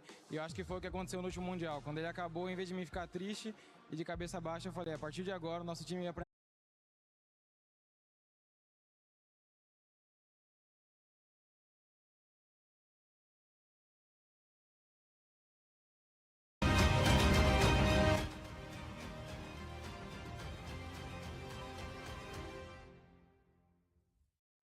For anybody that was wondering how Evo's Divine was gonna start Free Fire at EWC 26, boy did we get an answer, because they came in hot. By the way, yes, you saw one more person added to this amazing panel that we have, and it's none other than Lace. But Lace, I'm actually not gonna start with you just yet. I just want to talk to me.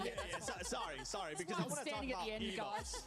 And you were wondering how they were gonna be doing. All of us were wondering how they were gonna be doing. They're doing pretty damn good. They're doing pretty well. I'm kind of relieved, actually, because EVO's had so many close calls throughout the whole entire first game, and it got me worrying. Not something that I want to see, obviously, but at least they slowly climbing the elimination points ladder, and they fix what could be perfected on the first game, because, hey, come the second game, they know exactly what they need to do, and we see Rasha, obviously, as a pivot sniper. He's gonna need more room for him to do dynamic movements, and that's exactly what the support gave them. So yeah, it works well for them. EVOS is finally finding the rhythm that they kind of lost the first time. Again, maybe opening game, of course, the nerf is something that maybe we cannot explain. It's something that's always difficult, always hard for anyone at the EWC. Yeah, they've got that pressure on their shoulders, you know what I mean? They're like, oh no, we've won, we've got to do it again. So like that's got to add on top of this as well, and I guess we saw that in their games too. Yeah, but now leading the standing with 41 total points and 23 elimination points. I mean, that is crazy. Even you have to admit that. I mean, it's amazing, not gonna lie. Seeing the players just chilling back there after getting that booyah and then looking at the keys, they're probably wondering, which keys are we gonna be crushing now? But talking about teams that might be possibly crushing some keys, we gotta talk about Loud, because my goodness, Loud was another team that started off hot. You could say the first win was a bit given, but boy, they took advantage of it. Yeah, exactly. I mean, coming from the position we're in, they're not really found in the map.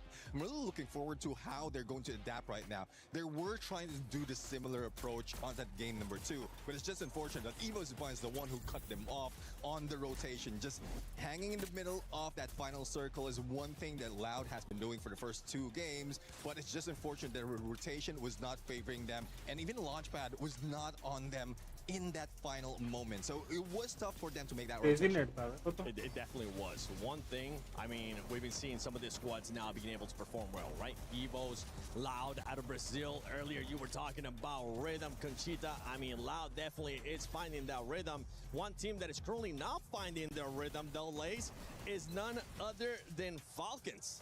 Yeah, you know, we've been talking about that pressure, and they've got the pressure of the club championships on their shoulders. So, you know, amounts of other Falcons, you know, in different games coming through. So, of course, you know, they're sitting in that kind of middle of the pack at the moment. They are trying to find those eliminations early on. There was actually a moment in the second match where we saw Team Falcons hunting down Team Tag. They were able to take 2 limbs from the team, and they're like, no revivals for you guys. And we just saw them sort of launch over to where Tag was trying to recover the rest of the team and try and get those early eliminations. So, you know, I think they're sitting about, 6th place, 27.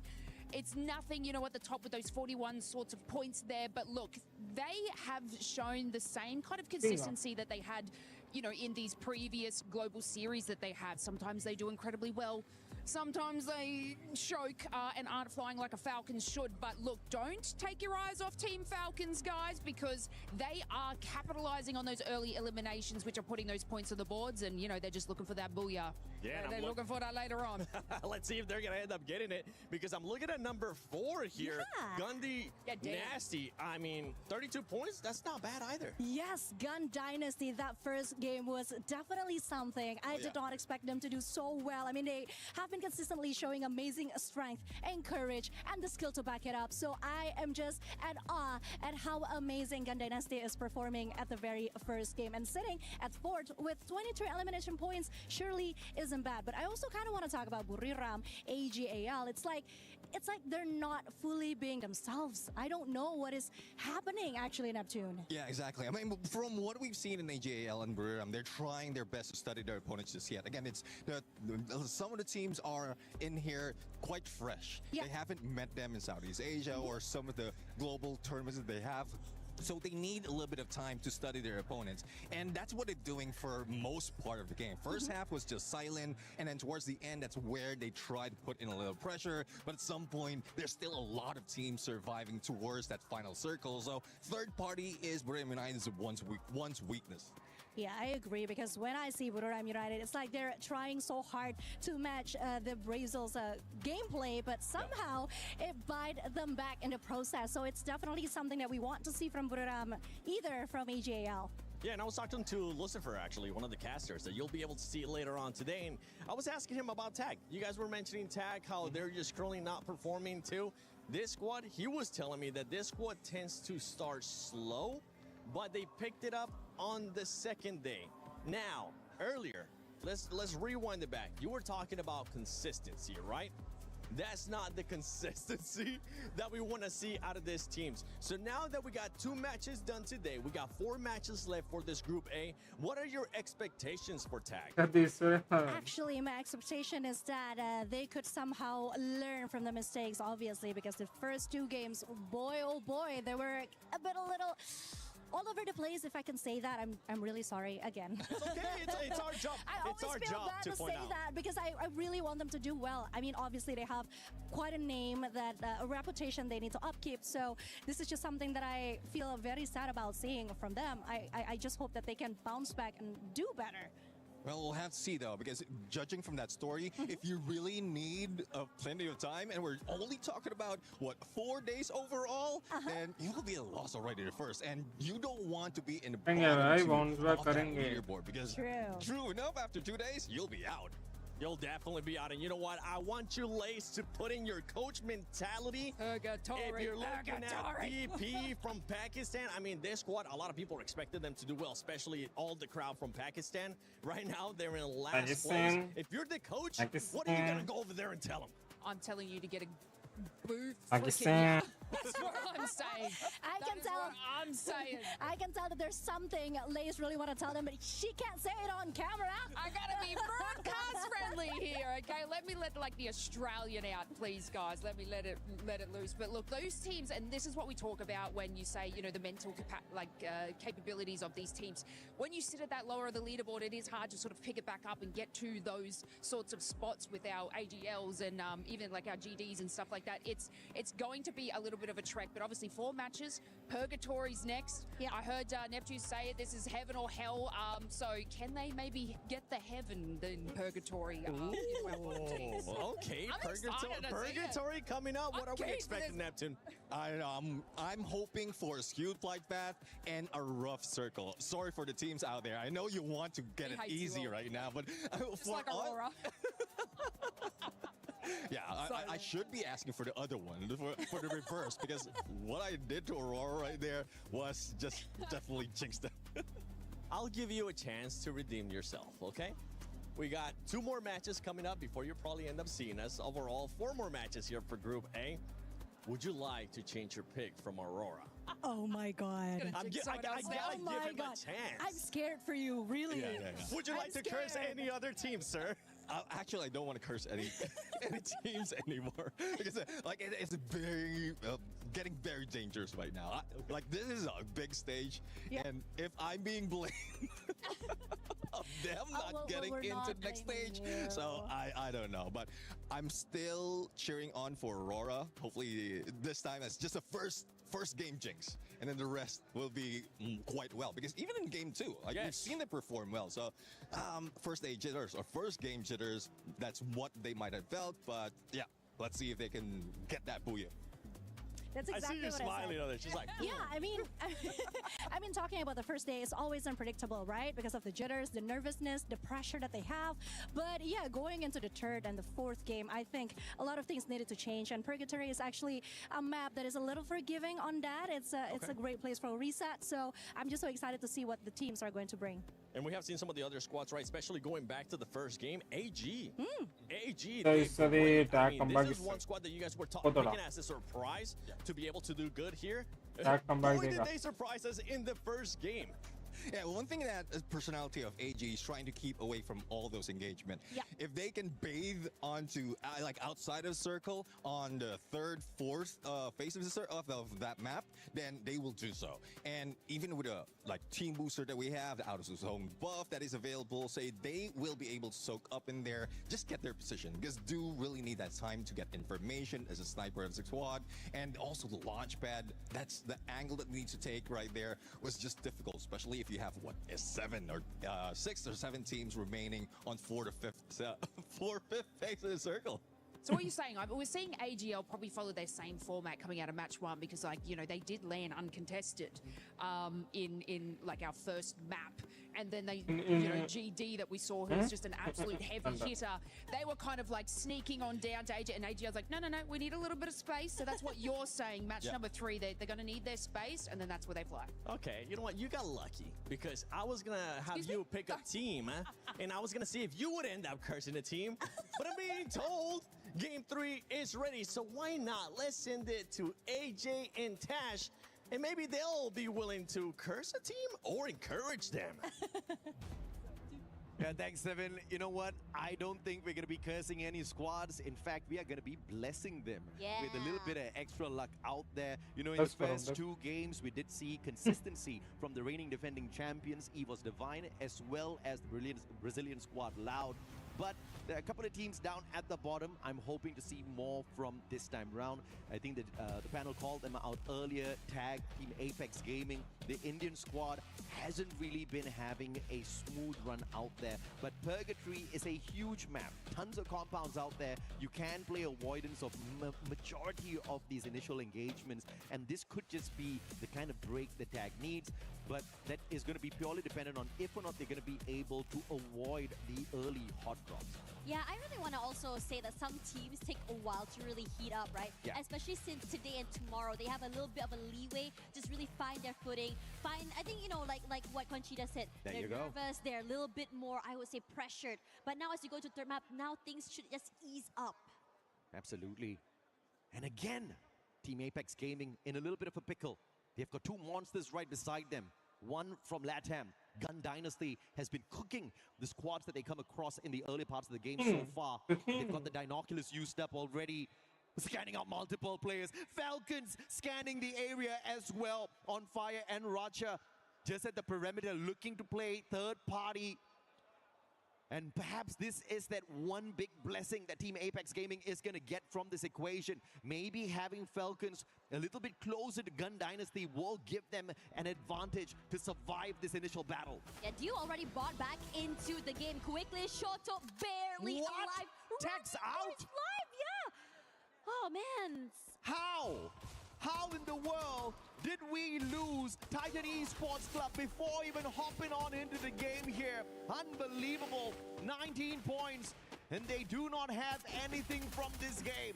But Gun Dynasty, on the other hand, they're going to go in here for the annihilation. But now punishing KD God and the Super Survivor, Super Reviver of the Gun Dynasty squad, looking for more. Well, Miss Shoto, who cracks it on in with the Valiant Dash, catching up with him, taking Benel out with the Max 7. Yeah, and he was the guy that's responsible to bring the team back into the game, and now he has to be brought in here.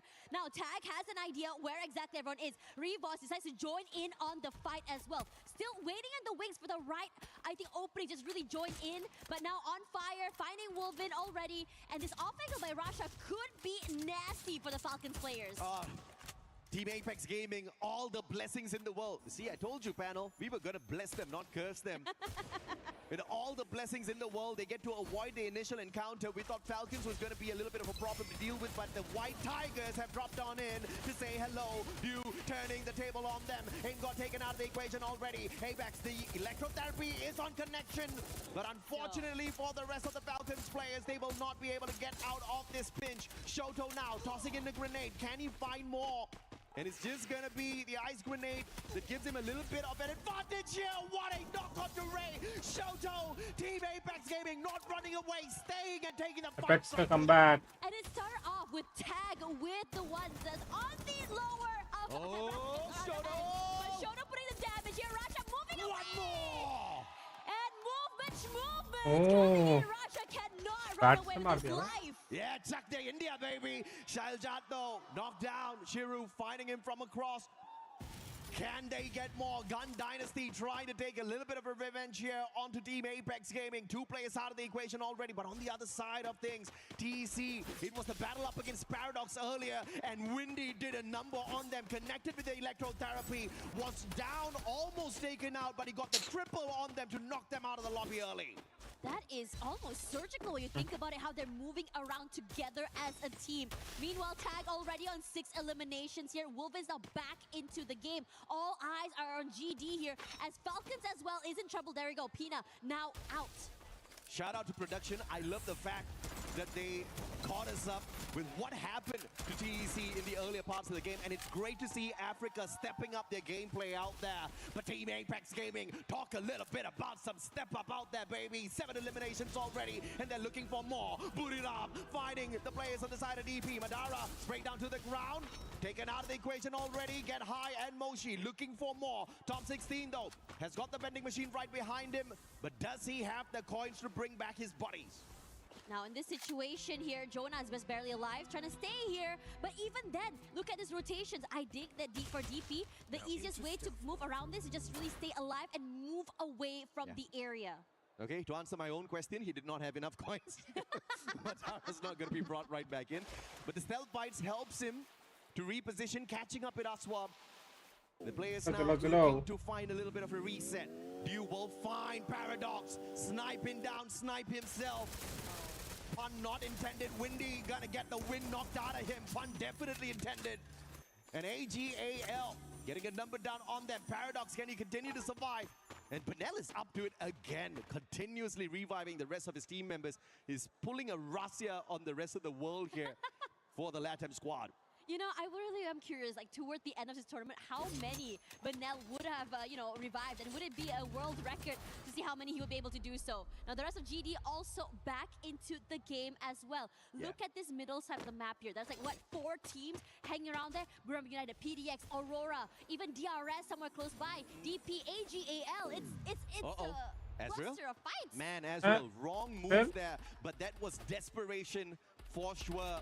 Up against two players, jumped on into the vehicle, but the VSK snaps him right out of it. And Aurora in a pinch, but maybe the interference of Buriram can help the Malaysian squad here. Alu now focusing on the players on the side of Buriram. Electrotherapy connected to the rest of his buddies, but if Alu gets taken out early here, DRS is going to be in a little bit of a pinch without their support player. But Prateek is in a great position with the Car 98, should be able to have a tad bit of an advantage here, but the angle's just not working out for them.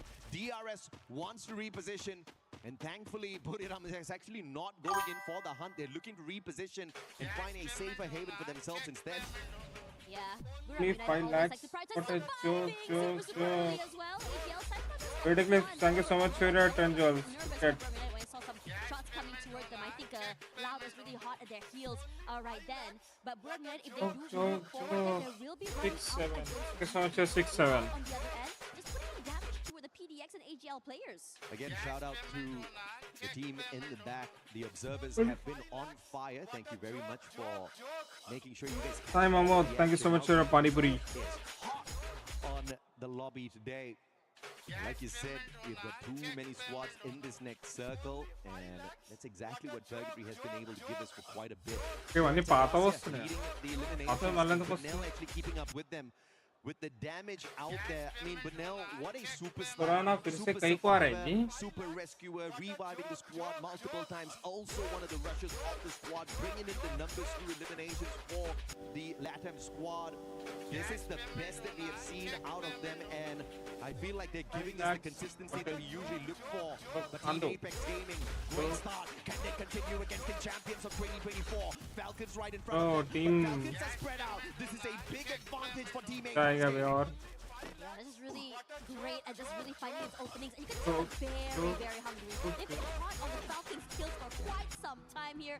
Even Shoto on fire right now. And the rest of TAG wants to collapse onto this fight. They've taken away the space, but also has space to prepare.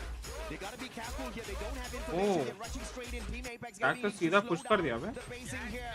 Get that info and then play their positions well, because the flank on the side of Falcons might just be exactly what gives them the victory over Team Apex Gaming. And as requested, Team Apex Gaming says hasta la vista, putting a little bit of a distance between themselves and Falcons. Pina, a sliver of health on him, but no finisher just yet. The vocal tagging them up, and India do give away their positions, but will win.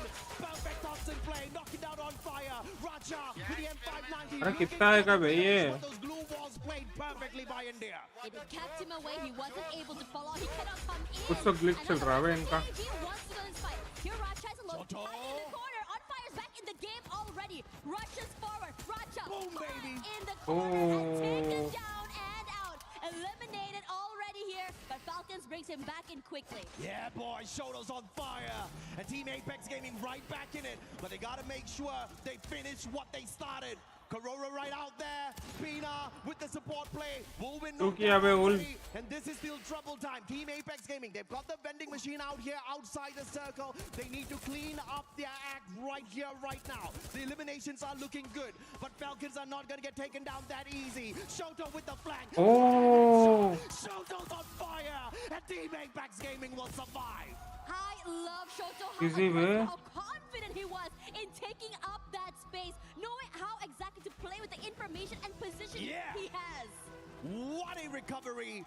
The revives are on point as well. And Team Apex Gaming on Purgatory. We talked about them having a little bit of extra room to breathe. Extra bit of oxygen in their system. They are on fire. And Falcons now on the revival spree, but with 1,300 in his pockets. Double revival, no problems at all. Falcons, though, on a little bit of a reset.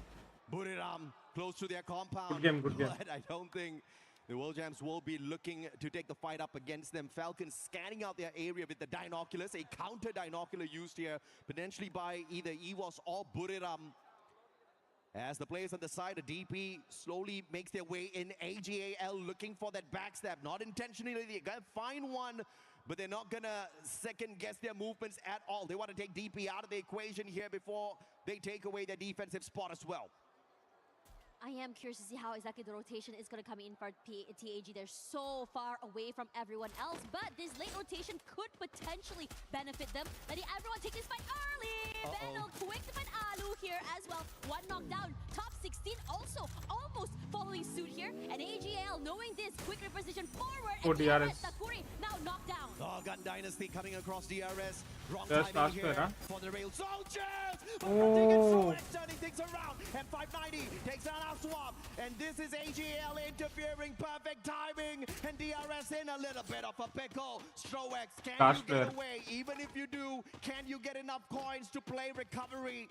All alone now for the side of the Rail Soldiers. And Gun Dynasty under the crosshairs of Team Loud. The recovery is going to be close to impossible here for Gun Dynasty. If they pull it off somehow without Benel, it is going to be a miraculous run for Schwab. Just really waiting things out right now. Kiroro is here. 6 But second Falcons, में they आएगा. have like a nice, I think, off angle to play with, but not even close to get into that circle. You have to take this fight against EVOS, which is going to be so annoying. Even Stroex, look how far back he has to move away from the area just to survive. A little bit of a slower pace. And scanning out 4 players on the side of EVOS as well. Good binocular once again from the side of Falcons. But what can you do with that extra bit of information? You can't flank around too far off to the left and tank a lot of the damage, putting yourself out in the open. So Falcons are going to actually go in for a direct approach here. And clearly Abex, the M249X in hand, not worry at all about losing his bullets. He can spray, barely needing to pray for Team Apex Gaming. I hope you've said your prayers already. You're coming close to one of the biggest dominators in the competition, who are not really on fire just yet. So maybe that's gonna be the blessing here. Shoto, Superman for the side of Team Apex Gaming, looking for the shutdown. Wasana, looking for those nades as well. And for the time being, the ice grenades tagging them up. But Buriram not going anywhere. They want to take this fight, and they're waiting for Team Apex Gaming to break down those glue walls so they can have an advantage. And meanwhile, over on this side here, EVOS Katie God! The Falcons out of that circle. Pina finds this angle, puts the damage onto Aimgot, reposition, but hard to do anything as EVOS collapses onto the members of the Falcons. On fire, barely alive. One member knocked down as well. Moving together to see the double swings are too much to deal with. Yeah, that's what I said, man. Falcons can get all the information they want off of the binoculars, but they were just in a rough spot positionally. Could not flank around to the left. EVOS would have sniped them out of the waters instantaneously, had to take a straightforward fight because of the damage of the circle, and EVOS just had the better position. The Rail Soldiers, on the other hand, there's nowhere else to go. Crazy. Dynasty still alive and kicking with the 2 players. No revives possible for them, but they're now trying to play the placement points. AimGod looking for the reposition. Rastia tagged up already. Stroex single-handedly trying to take down as many players as possible from the side of EVOS, but the jig is up. The moment Gun Dynasty closes in on him, DRS might just be that extra point that Gun Dynasty needs.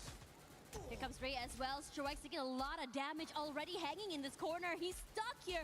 Either you go down to the zone or you go out in the open and you crunch between 2 different teams. But he's not going to stop trying though. He spots Rasha, goes a bit too wide, and the rest of EVOS, they're just going to wait for him to come out in the open. Yeah, he's got the mini launcher on his side. He can quickly reposition, but potential to be sniped out of the air is high here. Now the zone's going to catch up with him as well. He's probably not running the team boosters. And he's going to sustain a ton of damage off of that, but still playing it safe. One with Mother Nature, finding some cover right behind the tree. And this is so much the tree can do for you, buddy. The grenades are going to find the tags onto him, forcing him to use those medkits as well. One great wall, keeping the players of AJL and Buriram far away from each other. And the engagement between these 2 titans will not break out just yet. AGL had taken a lot of, I think, players out here as well. Now EVOS just kind of moving around the zone right now, trying to see whether I can get some pickoffs, excuse me. Maybe they can just stay away from these fights. Speaking of fights here, BRU up against AGAL. The only thing separating them is just this wall. Yeah. Sypha does take a bit of damage here, but if anything, eventually, Dew will fall. It's going to be Apex with a great opening there. Okay, a couple of grenades over the wall. Could be a big one, but Buriram calls for the Bolt Maker. Lightning Zone now is going to be that pressure for both AGAL as well as EVOS Divine. Loud going to be hopping on into the battle as well, but Waka eliminated from the equation before he can even make a play. And a counter Lightning Zone called upon Buriram as well. 2 teams with the Bolt Maker out there. EVOS Divine Divine with the big brain play off of those monster trucks. Extra layer of defense here for them. You can blow it up, but you cannot touch them just yet. Yeah, Nameless get knocked out here. Nasha goes for 2 even through the AGAL side. And now, Buram United once again is stealing away the kills. No, it's Russia that's able to secure every single elimination point. Yeah. Now, the tension changes. Buram United has to fight against EVOS Divine, and they're gonna try and collapse forward. A familiar situation here. Southeast Asia takes over Purgatory. And EVOS Divine up against Buriram United Esports. Can they go for a back-to-back Booyah? Or will Buriram ruin the party here for EVOS? Either way, EVOS will still stay at the top of the leaderboard. Looking at their consistency so far. Valiant Dash breaking down their own defenses, but Wasana doesn't pull away too much from that. Moshi with the M82B gets the knock. Ray still standing up close and personal up against Jonah, who gets the hop up off of the glue wall and finds Aim God right behind it. And Buriram looking for the finisher up against EVOS. Yeah, Wasana just rushing forward here. Rasha here all alone. The shots going a bit too wide, but Moshi going huge here. And there we go. Buriram United. Oh, bhai. Amazing work. Jonah, movement god. Crazy. Never before the champion here at the Esports World Cup. Could this be the year for Buriram United Esports? We talked about how Russia was the super sniper on the side of EVOS. We saw the amazing plays from him, but we cannot forget the one and only Moshi, baby. I fell in love with the snipers because of this guy, and he is back. This is his meta. This is his time to shine once again, and he cleaned up the battlefield in the final sequence. Honestly, every single one of these members for the teams, I think really stood out to me as well. But that final few picks coming from Moshi that's completely cleaned up house and turned the tides for this team. Personally, for me, I saw the pressure coming in toward EVOS Divine, and I thought they have the high capabilities of turning around the tides. Yeah. But Buriram United, knowing this, did not give them that chance this time and completely decided to just completely collapse at the right timing. Absolutely. 3-time world champs right there for a good reason. Mainly Jonah, who I think is the most decorated player on that stage as far as his career here in Freefire Esports is concerned. And they are the ones who have everything on their side in terms of rotations, IQ plays, perhaps a couple of hiccups here and there, but nobody can take away the fact that they are definitely one of the favorites out here to cause a lot of trouble. But can they get all the way to the end? Because EWC hasn't really been very kind to the squad so far. No, I completely agree with you. There are just so many times that I think the Southeast Asian talent that we always say Buriram United is going to be the one at the very top. They always start off very hot, I believe. Yeah. But then after a while, you start to see them waver a little bit. I'm wondering how this year would change for them. Yeah, absolutely. And of course, towards the end, it was more of a hunting game. The players just looking for those shots. And Moshi, as the sniper of the squad, just not holding back at all, right? Just taking the fight straight up to them. The M82B got a little bit of a bump recently on the OB update, and these guys are not doubting it at all in terms of usage. Now, we've got a few commercials to play. Tash and I will be right back with you after the panel catches up with you guys.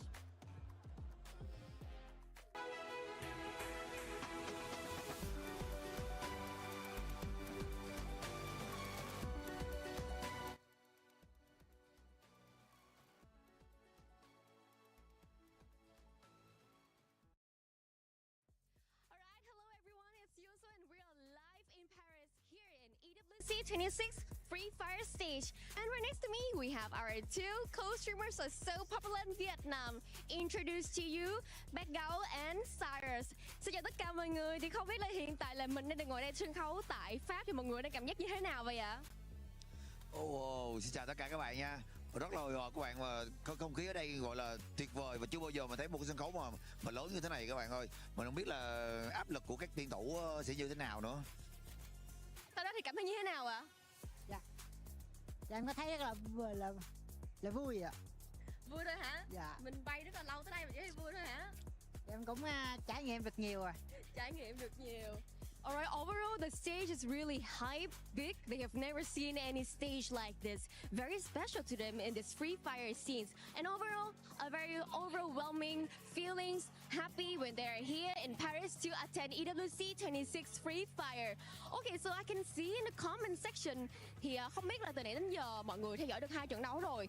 Thì không biết là cả bác gấu và cả Sarah cảm thấy là các bạn khán giả của mình comment như thế nào vậy? Mọi người có hưng phấn và có đang chờ đợi màn trình diễn của Team Secret của mình không ạ? Wow, rất nhiều người ở Việt Nam và rất nhiều người khán giả hâm mộ của series UPI đang trông chờ màn ra mắt của UPI và rất nhiều khán giả đang coi ở tất cả các kênh sóng của Ghana Freefire Việt Nam đang rất bất ngờ bởi vì cái phong thái thi đấu của cái đội tuyển ở Latam hay là ở kể cả Mexico hoặc là Ấn Độ. Họ đánh giá thấp Brazil nhưng năm nay Brazil trở lại khá là mạnh mẽ. Yes, so. Cảm ơn bác gấu ạ. Vậy thì Cyrus sẽ cảm thấy như thế nào về trong 2 trận đấu vừa qua đi? Thì Cyrus đánh giá như thế nào? Bởi vì bảng A cũng sẽ là một cái bảng rất là căng thẳng so với bảng B của chúng ta. Thì theo em thấy thì sau 2 trận thi đấu thì em thấy cũng khá là khắc nghiệt. Nếu mà đội nào sẽ thi đấu mà gọi là xuống phong độ sẽ đội đó sẽ bị loại. Chính xác là như vậy. So as we can see that of this coming tournament, here we have a lot of teams, Latam, India, and so many move on more. And very excited to see a huge circle of Free Fire all attending here to compete their best to get the champions at EWC 26. And overall, after 2 matches from Cyrus depends on him. Well, who got the weakness has to go down, obviously. And of course, I can see that everyone is really hyped, especially for Team Secret, as known as WAG from Vietnam, are also here to attend EWC 26. We'll attend the match in the Group B after this Group A. And well, this is the end. And I love the energy of everyone here. Everyone looks so happy and very hyped for their favorite team. And I do hope you guys are also like that. Please continue to support your team. Boy, we had to make sure we got away from some of our other analysts because I know they were hyped. The Border Ram has finally showed up. They got that booyah, and this is what we were expecting out of the 3-time world champs. Yeah, exactly. I mean, it's champions against champions right now. One taking the global finals, one taking the EWC. So you would expect really fire gameplay out of that final game, out of the final match, final circle. AJL though, I mean, I think like we just looked away, and then the moment that we look back, they were out. So the final 2 teams, 4v4, it was just phenomenal. But I'm also looking forward to how Lao is going to recover right now, because I think they were pushed down a little bit too hard this time. And Rim United, after getting that booyah, they just catapulted themselves up. Do you think they're going to be, especially for Loud, right? Do you think this is the next game? It's time for them to bounce back because we're seeing consistency once again out of EVOs. Yeah, I mean, EVOs being a top 3 in 2 games or 3 games already is enough. Like, if you want to be in there, just an easier ticket to stage 3, then that's what they need right now. Compared to their Southeast Asia, right? And they always go for the longer route, the longer days, like even not skipping a day because they're there at the bottom going into elimination before the grand finals, before Point Rush. So I'm loving this version of EVO's Divine right now. Probably it's because of the crowd giving them more energy. True, and this is the halfway point as well for Group A on day 1 of Free Fire at Esports World Cup 26. Now, out of all the squads, right, we're hyping up the squads that are doing good. Let's talk about some of the other squads that needed to improve on that 3rd game. And one of them that ended up improving, at least for my liking, had to be Tag. Boy, this squad was finally able to start putting up some eliminations on the board, and this is what we're expecting them. I know Lucifer in the back is expecting even more out of them. Yeah, exactly. I mean, we were just talking about that earlier before the game started, and then we saw them perform. So it's a good thing as well that it only took them a couple of games before for their warm-up, before they will bring it on. Because being at the bottom 2, or almost the bottom 2, that's not a place that you want to be, even if you still have another day to play. So you don't want to risk it. At least bring yourself halfway to what is intended, and then that's when you play. If you don't like, that's when you gauge. If you really don't want to show that much performance, just go in there in the skirts of what is needed to get the next stage. Yeah, and the good thing too, like going in regards to Evos, in regards to Buriram United, now that are starting to get all these points, right? One thing that is going good for this squad, yeah, they're performing well, they're being consistent, but they're just sponging up all those points at the top. And don't forget, once we finish tomorrow from Group A, the top 4 will be going to Champion Rush Finals. And the last 2 will be going home, and in between they'll be going to survival. But that sponge of points there from the top is kind of just making everything even tighter. Yeah, exactly. I mean, it's difficult for them to really catch up. Like because of the huge lead that you have right there, it's making it like hard for the teams to really catch up, and it's also demeaning at some point. Like you will see your team at the bottom trying and struggling that much to bring in the numbers, and then you see the top wherein you, even if you still have one day, but everyone is competitive at this point. You want to get closer and closer to where you're intended to be, to skip one day and just watch everyone play. Yeah, and from this map that we just saw, Purgatory, remember, this is one that you were looking to see some crazy stuff. I gotta ask you, were you happy with what we saw there out of Purgatory, or do you want to see more madness? Well, definitely more madness, more chaos with a K.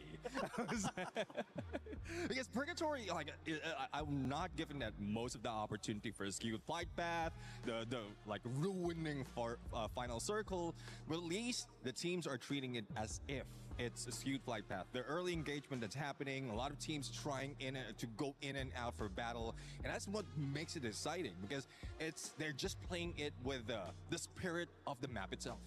Yeah, and now going to the last 3 games here of Group A, right? Earlier we were talking about tag. We wanted to see them being able to step up. I know we have a team from Pakistan as well that, I mean, we want them to see step it up because they just have such a passionate fan base back at home. I want you to tell me a team that you're going to be looking at, especially this next 3 matches, to either continue to be consistent the way they have been, or that you might see some fluctuation on their performances. Yeah, I mean, I want to see Paradox Gaming. Currently, they're at the bottom of the leaderboard right now, but at some point, we've seen the aggression as well from their regional. So it's something that they can bring to the table a little bit early this time instead of waiting for the second day. And also, some of the consistency that we've seen from DRS Gaming, because the Real Soldiers Gaming is one of those that we didn't expect really show up. The first time in EWC, first time in global in terms of a Free Fire competitive scene, and they're really doing well. I don't know if this is the full extent of their performance, or they're just still biding and waiting for the opportunity to bring the fire on.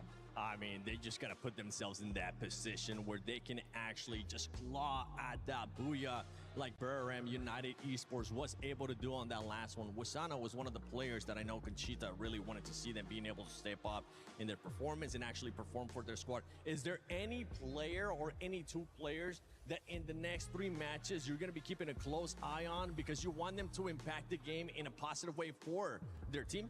Yeah, one thing I'm really looking at, especially if Wasana is involved, you have Get High in there. Get High with a combination of Wasana would be really aggressive on their tip-top shape.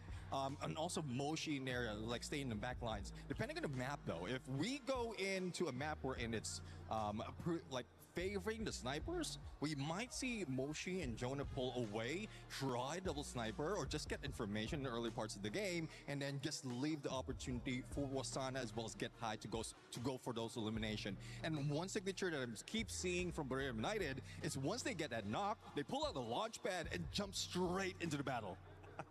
We have a lot of viewers that might be watching Free Fire for their first time. If you are one of those viewers, please let us know on social media. Use the hashtag EWC, use the hashtag EWC26. I want you to explain to the new viewers that are watching Free Fire for the first time about that launch pad, because I absolutely love it, as we're just being absolutely sidetracked here by a dancing...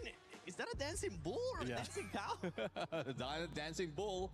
And I love the energy. Yes. I really love the energy on the stage right now. And that Fluxo? I can't tell.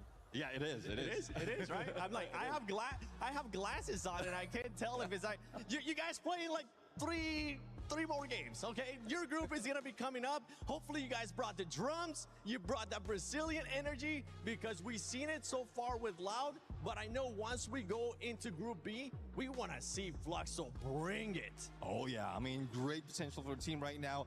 And a great revenge storyline coming from them, because from what we've said, from what we've seen as well, there's a lot of disappointing run, and it was caused by these couple of champions that we have in front of us right now. So I would love to see. It's a good thing as well, since they're a different group, because they won't have to beat them on the get-go.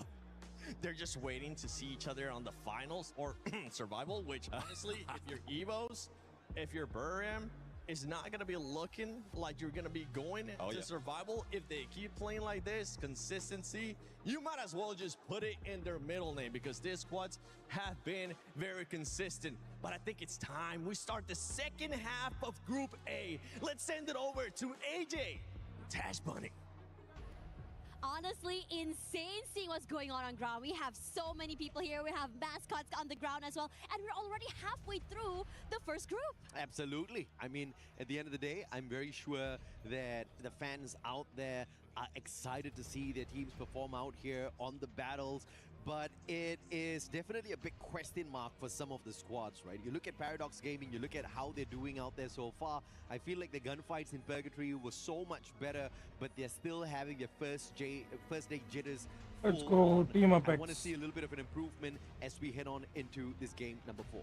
Yeah, I mean, we talked a little bit about, you know, you have how much space to really just warm up that engine, get yourself into the groove of the game. But as we go into the day, yes, 2 days, but already for Group A, we're halfway through. 3 more maps to go before they go on a break for the rest of the day and then come back tomorrow. But then again, playing catch-up against these teams is not going to be easy. Locally, for Paradox, this is one of their better maps. So this could just be exactly what turns their fate around here on day 1. You don't really want to be depending on day 2 to find that recovery back into the competition.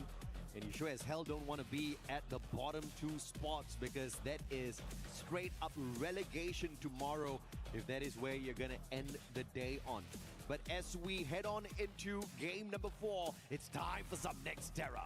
Next Terra is interesting. There's just so many different bits and bobs parts of this maps. Oh, how he's gonna go. And on top of that as well, we are still seeing, I think, somewhat of a hot drop here. Looking here, we have PDX, I think, toward the Deca Square with another team. I'm not too sure. I can't really see who exactly is that. I believe it's DRS. Russia leading the leaderboard right now with elimination. Russia. 16 points personally delivered by the super sniper, the Wonder Kid. Still the Wonder Kid. And I think nobody else is going to be taking away the title from him. No one else has shown the kind of determination, the kind of hunger, as well as the performance that Russia has shown us ever since he stepped onto a stage like this. But Loud, once again, looking to do exactly that as they play a little bit of Clash Squad up against Falcons. There's a lot of things going on over there as well. We see On Fire reposition himself a little bit more further forward, keeping his head down here, because there's a lot of pressure that they're putting onto him as well. His teammates aren't super close as well. So if anything, he's just buying a bit of time, but his teammates, I think, shouldn't be a problem to bring him back into the game if he does go down fairly early. But if anything, the best case scenario for Falcons, well, you steal away 1 more kill before you get knocked down here. But BCP is tracking him right now. Yeah, absolutely. And I guess it's not a full-on Clash Squad battle, because Falcons, most of them out of this Rust Town area. The rotations are coming on through, and it looks like Loud wants that big flank to find the extra point off of the Falcon player. Let's go, let's go, let's go. Catch up with them later on as Dame, Burin spots out Demon's Pride, top 16, about to be tagged up. Jonah has got the M24 in hand, just no angles to work off a bit. Dynasty on the other hand with a very early reset, at least pulling back 1 player back in here, and with a phenomenal flank On Fire finally taken out of position there. AGAL, 1 player down on the ground. The battle between them and Gun Dynasty does not end well here for Gun Dynasty. The recovery definitely needed once again, and Benel is on the case. Yeah, in this situation here in AGL, they've always been so proactive with these early fights as well. Already 5 eliminations here. Saifa once more. Rahat is on the other end waiting as TEC already in such a precarious position, but his teammates able to be brought back into the game, but Nejat goes down to PDX. Oh, Team Apex Gaming. Extra point for Team them. Apex. If they can pick this up, Thrill of Battle popped perfectly. And a timely Thrill of Battle leads to Wolven picking up that extra point. Oh. But here comes Demon's Pride. They want the fight. They take this jump Oh, straight nice. to the vending Are. machine. Instant revival, but Madara sacrifices himself for that pick. Jazzy comes in for the save, picking up his buddy. No extra revivals needed. TAG, Team Apex Gaming, didn't finish those players off just yet. Catch a quick replay here in the middle of a very important battle for Team Apex Gaming. But it looks like they'll call for a little bit of a truce for the time being. अरे उसको दिखाओ ना भाई Going on in that situation. Castor भी बोल रहा है If you ask me, the important fight है बोल as के you look at the main fight that's currently going here, TAG is still chasing Oh. the heck out of DP. Nice And one, Jazzy's already knocked down as well. And I have to say, TAG doing a great job just cornering their prey, making sure that they can't reposition. Broad వచ్చేసింది Almost got a little bit messy there. And obviously, the recovery was going to be important. And that's exactly what Team Apex Gaming finds for themselves. Buriram, they saw a player step in the compound of the Indian squad just moments ago. And as I say that, Wolven takes him right off the board. Get IXL is there though, and it looks like Buriram's taking a full-on fight up against the Indian squad. Team Apex Gaming might be in a little bit of a trouble here. Katie God brings Wolven right back in off screen, and Loud spotting out Gun Dynasty, who is looking for the recovery in this game. I don't know if or not they're ready for the battle. One player from the side of TEC is going to be stuck in this compound as well. It's going to get messy for them if they can't find the recovery for themselves. UAV is out as well. Should give away the position. Waka tried to get that. I think tried to just jump and see if he can get some info, but he got tagged. If anything in this situation here, Kutush might be in trouble next. And I have to say, Ben will do a great job of marking every single enemy around the area. Nothing gets away from this guy. Yeah, absolutely. They play the Moko really well. And he had the M82B and the SKS as well. Great attention from that long range and the advantage taken. And Katie God keeping the Indian squad still in the game with a double revive. Buriram trickled in one after the other, finding Team Apex Gaming. But the Indian squad could not take these giants out. Three-time world champs for a good reason. They're just ramping up very slowly here, not showing their aggressive side just yet, Buriram. You can see it, how active the map is right now. Loud's getting a few pickoffs as well. I'm sure DRS as well, while everything has been going on here. In this situation, I think... No, Katie God, just a wrong spot. Ran straight in at Buriram. No binoculars, no extra information out in the open. Just got spent. And now Falcons fighting the players of Gun Dynasty. Gun Dynasty's just had a rough run in this lobby this time round. Nextera's just not their place. Limit will find one from afar. David 444 found as well. Falcons. The players of Gun Dynasty flanked all around, and it's the Falcons swooping on in. The birds of prey looking for a meal. And Gun Dynasty is just that fill. Yeah, and Shairu is stuck outside the zone as well. What are you going to do here? You have to find a different way into the area. And Falcons wants, they desperately really want that one extra point. It almost feels like they just are playing with a vengeance. Now, in this situation here, GD looking good with 6 points already. Shairu still managing to stay alive. And right now, if you were to look at the leaderboard here, EVOS looking really good right now. They have a huge lead compared to the rest of the teams. And in terms of, I would say, positioning right now, they're looking, I think, fairly alive. If anything, throughout the entirety of this day, EVOS has been doing well in terms of positioning, in terms of looking for pickoffs, in terms of looking for fights as well. And I don't think this is going to change anytime soon. Of course, Nextera has always given us a lot of eliminations thanks to the number of vending machines, compounds that you can use for cover, not having to use up all of your glue walls too early in the matchup. And we're going to see quite a number of survivors. Again, as I say that, the Rail Soldiers pulling in a double revive. Yet again, extra coins. Takuri making sure he brings back the 2 revives first. So great strategy played by him before he got caught out there. Unfortunate that he could not go in for that final revive. So 2 players down for the side of DRS once again. AGL is really scary. If you think you managed to shake them off, they just really a false sense of security before finally being taken out. He's done his due diligence though. He brought his teammates back into the game, and I think bringing them back into the game poses a big threat to so many of these teams. Now, in this particular area where Falcons was, you could see just now they were really looking for Jazzy. He's still very much alive, but they have to be very, very aware that Loud is close by somewhere in the wing. So this could potentially be a two-way fight. Is looking really good right now. Rough run for Demon's Pride. Yeah, Pride definitely taking a hit here on day one. Still down at the very bottom of our leaderboard with just 10 points to their side. Getting 444 down on the ground. Instant pickup there, and the recovery is solid for Gun Dynasty. But they have been challenged all throughout this lobby. The only luck they have now is they're dealing with DRS, and they've got the numbers advantage in this battle as well. Really trying to find this bounty as well as really settle it down. Tag ka bhi fight ho raha hai, tag ka dikha na. Tries to put a little bit of space away from GD. If he's able to maybe isolate this fight, buy a bit of time, so Stroix will be able to give him a bit of, I would think, support. That'll be really good. Now the Falcons finally ran toe-to-toe against Loud. BZP forced to move away here as the Falcons finally rally back. They have a nice high ground to play with. Over on the other side here, gonna cook up that nade, throw it forward, but I'm gonna think it's gonna be going a little bit too wide as BZP is just so quick on that reposition. Yeah, that was a blind nade there. No Moko for the advantage. Good time turner for BZP. Has got the double barrel. Got the Valiant dash is bursting through him. Extra bit of confidence off of the electro therapy that Cassie provided them. Limit those straight down to the ground. Recovery is not going to be impossible here, but they're going up against one of the best Brazilian squads. Loud can shut them down. And that's exactly what Nyx does. M10-14 perfection on fire taken down. Karodo shut down as well. Loud making a lot of noise, but Pina's there for the save. But the pickups have to be the focus here.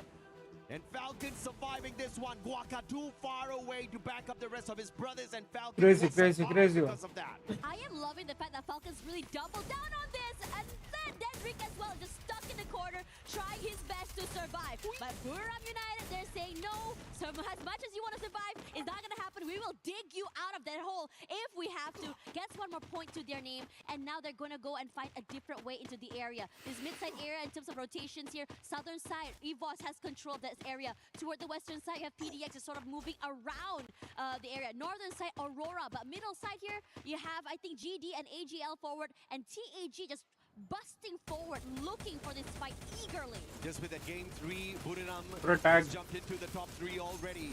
Now you see the Moko tagging up the players on the side of Team Apex Gaming. This is a little bit of a pinch. AGL focus fire, but Team Apex Gaming very smartly repositioning. Just staying away from the process of both AGAL as well as Gun Dynasty. A sticky situation here for the Indian squad for sure. But they're not really showing their hand either. They're just really hoping to weather down that storm, because no team can really get too close to one another for these forward fights. Pina, somewhere along the lines there, does find Stroix eventually. Alu rushing forward. They're almost taken down on fire, but regardless of that, would have been traded. So now the blue zone comes through here. Kiroro should be brought back into the game as Loud is slowly trying to recalibrate themselves. Recalibrate indeed. The double revive coming on through. Full squad once again for the Brazilian squad. Loud have been loud from the start. Very consistent to keep themselves in the top 4. But they have to make sure they play a little bit of recovery here. And Nyx is going to have his foot shot off. ABAX with a sharp shot from afar. AC80 perfection once again. And yet again, the Brazilian squad on the back foot. This is just not their lobby. Recovery seems to be really difficult. And that's exactly what Nextera is. Lots of spots to hide away at. And we have got a ton of squads. So many players still alive and kicking as we approach the 12 minutes. Yeah, Alu is not going to be on the ground there. So quickly. His teammate did try to give a bit of pressure there onto Buriram United. Not happening though. You know, like you mentioned, Moshi just so superb on the snipers. Oh yeah. Buriram showing that, yes, we were ramping it up slow, but nothing impossible for us to catch up with. Rasha though, right below the bridge like a troll, up against Falcons, but gonna get caught all alone here. On fire, making the rotation. Russia, can you survive this one? What kind of trickery will you show us? It's Gun Dynasty that takes advantage of that chaos. Team Falcons. Follow-up is solid. EWC with the revenge. The players on the side of Paradox taking advantage of the situation as well. Then Reek is going to get picked right back up. And Falcons off of that rotation put themselves under the bridge, losing 2 players in that sequence. In this situation, EWC as well, trying to take away this positioning coming in from Aurora, but cannot able to come close to them at all. And EWC is very, very patient here, trying to find an opening, an angle, anything, but also aware that Loud is close by. One moment your head is out there in the open, it's going to be instantly popped, and that's how it is for both of these teams here. And it's sort of a momentary stalemate between these 3 teams. You have to worry about PDX as well. You also see that they're trying to rush away from the area as On Fire tries to put in the damage. See if not on fire can get this catch up here. Quickly repositioning right under the robo. And it gives them a little bit of cover for the time being. The launch pad, I think they were looking for a little bit of a higher angle as DRS Gaming gets taken out of the equation. Locked down by the thrill of battle. And Falcons needs to quickly reposition. They do not want to get stuck in a fight without their active skills. Riptide Rhythm from afar. Oh, Team Falcons out. Some shots, but it's Aurora that takes the advantage with that shot. The Malaysian squad slowly seeking their way back in here. Locked down once again by the thrill of battle. Potentially out of the Brazilian squad this time round. Grenade, what a tight angle, played perfectly there. But Loud up against EWC, that's going to be the appointment that they have to go through first before catching up with the Malaysian squad. Insane high-stakes fights as well. Just fighting for this real estate property. Sypha gets knocked down somewhere in the corner here as EWC still saves their lives. That's तो अच्छी खेल रहे हैं comeback दे रही है elimination से बहुत ज़्यादा हो गया इनका PDX to the one shot into the building and somewhere in For the a Team corner Apex. Team Apex Gaming does already get eliminated here. Loud Oh waiting my. patiently on the outer side here, like it or not. EWC and Aurora are gonna have to vacate the premises. Now the glue wall's been I think destroyed. They're coming into the area. EWC forced to move back as well. A smart reposition here by Loud. To put a great distance between themselves and the chaos that they almost encountered between EWC and Aurora. Now leaving the battle between the Malaysian and the Indonesian squad. And the shots from afar, AGL putting the pressure onto both Aurora and EWC. Riptide Rhythm breaking down the defenses. Azrael sneaky. But he saw the Riptide Rhythm and quickly stepped away from the window. Ray, on the other hand, not doing that. AJL getting a couple of tags in. Aingot, the Molko tagging him up already. And it looks like he will sneak away. Ray, on the other hand, will not get the pleasure of doing so. Axel's gonna get caught out. Riptide Rhythm again putting on so much of pressure, taking advantage of this tight little compound. And Aurora again will get stuck. Takla. Great, just really catching people in the mid of the rotations बहुत crazy as well. play है. Now EWC's only aim gun First is match live से and crazy in the खेल रहा है. corner as Loud is gonna work their magic onto GD.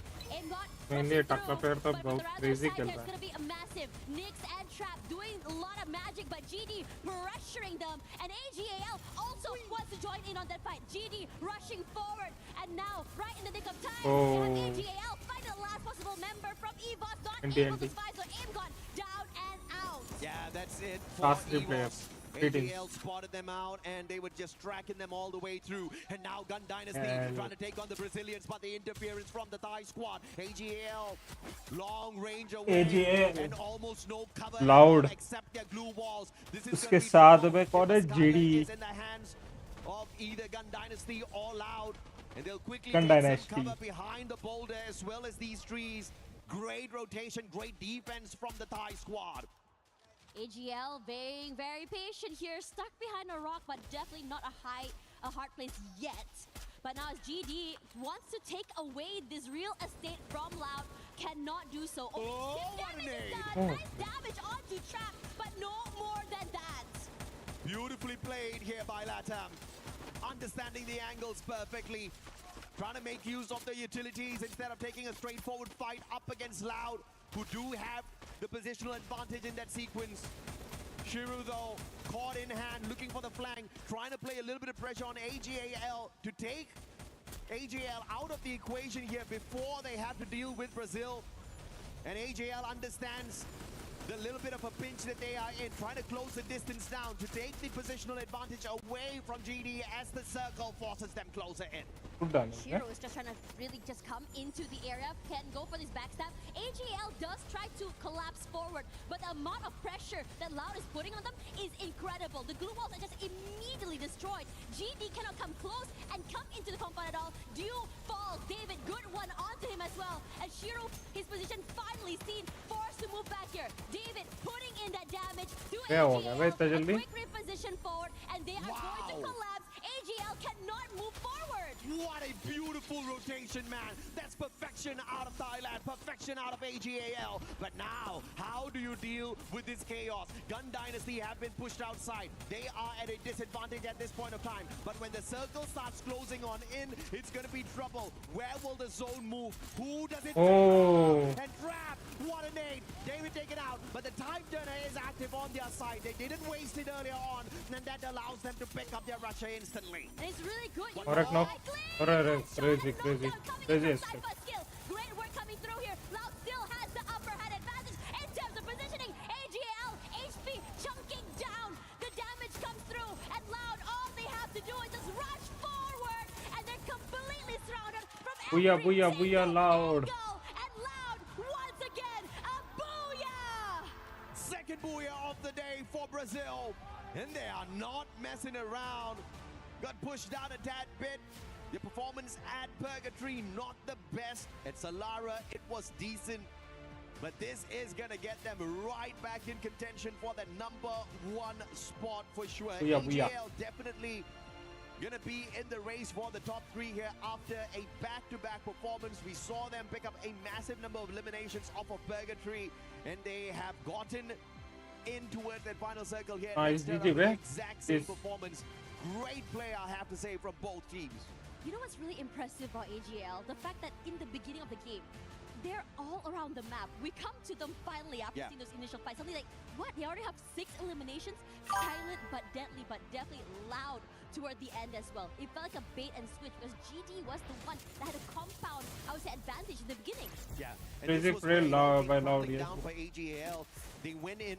तो पार्टिन भाई यार अरे एक नंबर पर expecting was the play out of Gun Dynasty, and the play out of Gun Dynasty wouldn't have been forced if it wasn't for Loud. Loud started tossing those grenades at them. Gun Dynasty had to make a decision, and the only decision they could make was take the fight up against AGAL, and they played that perfectly, rushing straight at them. And again, I've always mentioned how David 444 is one of the most lethal rushes out there, and he took the fight straight up against them with the Mag 7, demanding a lot of points in that house, and he got it for their side. But towards the end, it just wasn't enough. AGL stood their ground really well with the defense, but they had to lose 2 players in that sequence as well, and Loud with the advantage just walked away with it towards the end. It's not always about the most aggressive. Sometimes it's about who understands the final circle better. Yeah, you have the eliminations. You have to find that I would say balance, right? Yeah. Between getting to that last few points with those placements, plus also getting those eliminations as well. And AGL has, I would say AGL, Loud, Buram United have really good, I would say, grasp on being able to do all of this coming into the game. I think what's really fun to see as well is just the fact that for AGL, they know how to do the bait and switch, they know how to go for zone control, but I have to say that for Loud, just how they thank you so much, down on that real estate. They know that they have the height advantage. They know that they can just really kind of keep out GD from their area and force GD and AGL to go for that fight, and all they have to do is just clean up house. Yeah, and it's been very impressive to see this Brazilian squad so far, because yes, it wasn't a very aggressive Purgatory game, but if you look at their positioning placement in all 4 games so far has been phenomenal. We're going to take a quick shot. Thank you so much for Saitos. Final 2 games of the day. Thank you so much. Oh, joke.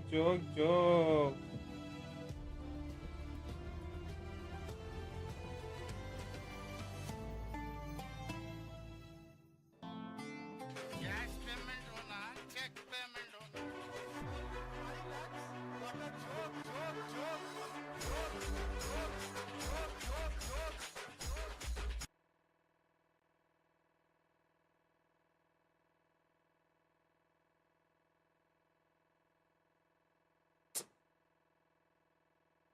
आवाज कोई क्यों आ रहा? नमस्ते Shobha Reddy, thank you so much for super sticker. Thank you so much for your gift.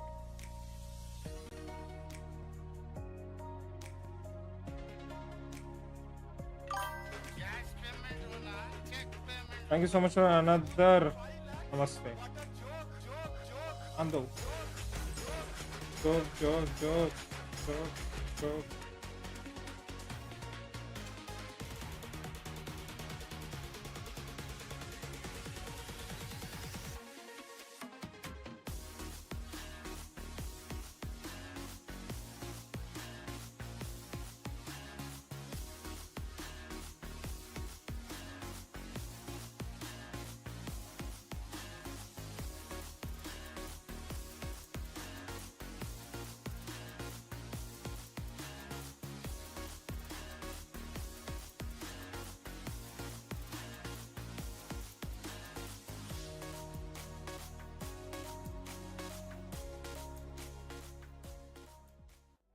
Break out the drums because Brazil is showing up. 2 booyahs today for Loud, and my gosh, Neptune, this squad is consistent as heck. Yeah, exactly. I mean, imagine 2 booyahs and 3 times on the top 3 out of 4 games. And this is just something that we don't expect to see, especially in day number 1 out of this kind of competition. Most of the time in this level of competition, there's a lot of stealing of those booyahs. There's a lot of stealing of those numbers as well in terms of elimination. So Loud is just doing quite well in positioning themselves and making sure that they are not out there being gunned down. Yeah, and of course, Loud is so much better tactically when we compare to the other teams. They have the patience, they have the drive. Again, it's something so refreshing to see. But then again, it's a Brazil team. Are we even that surprised?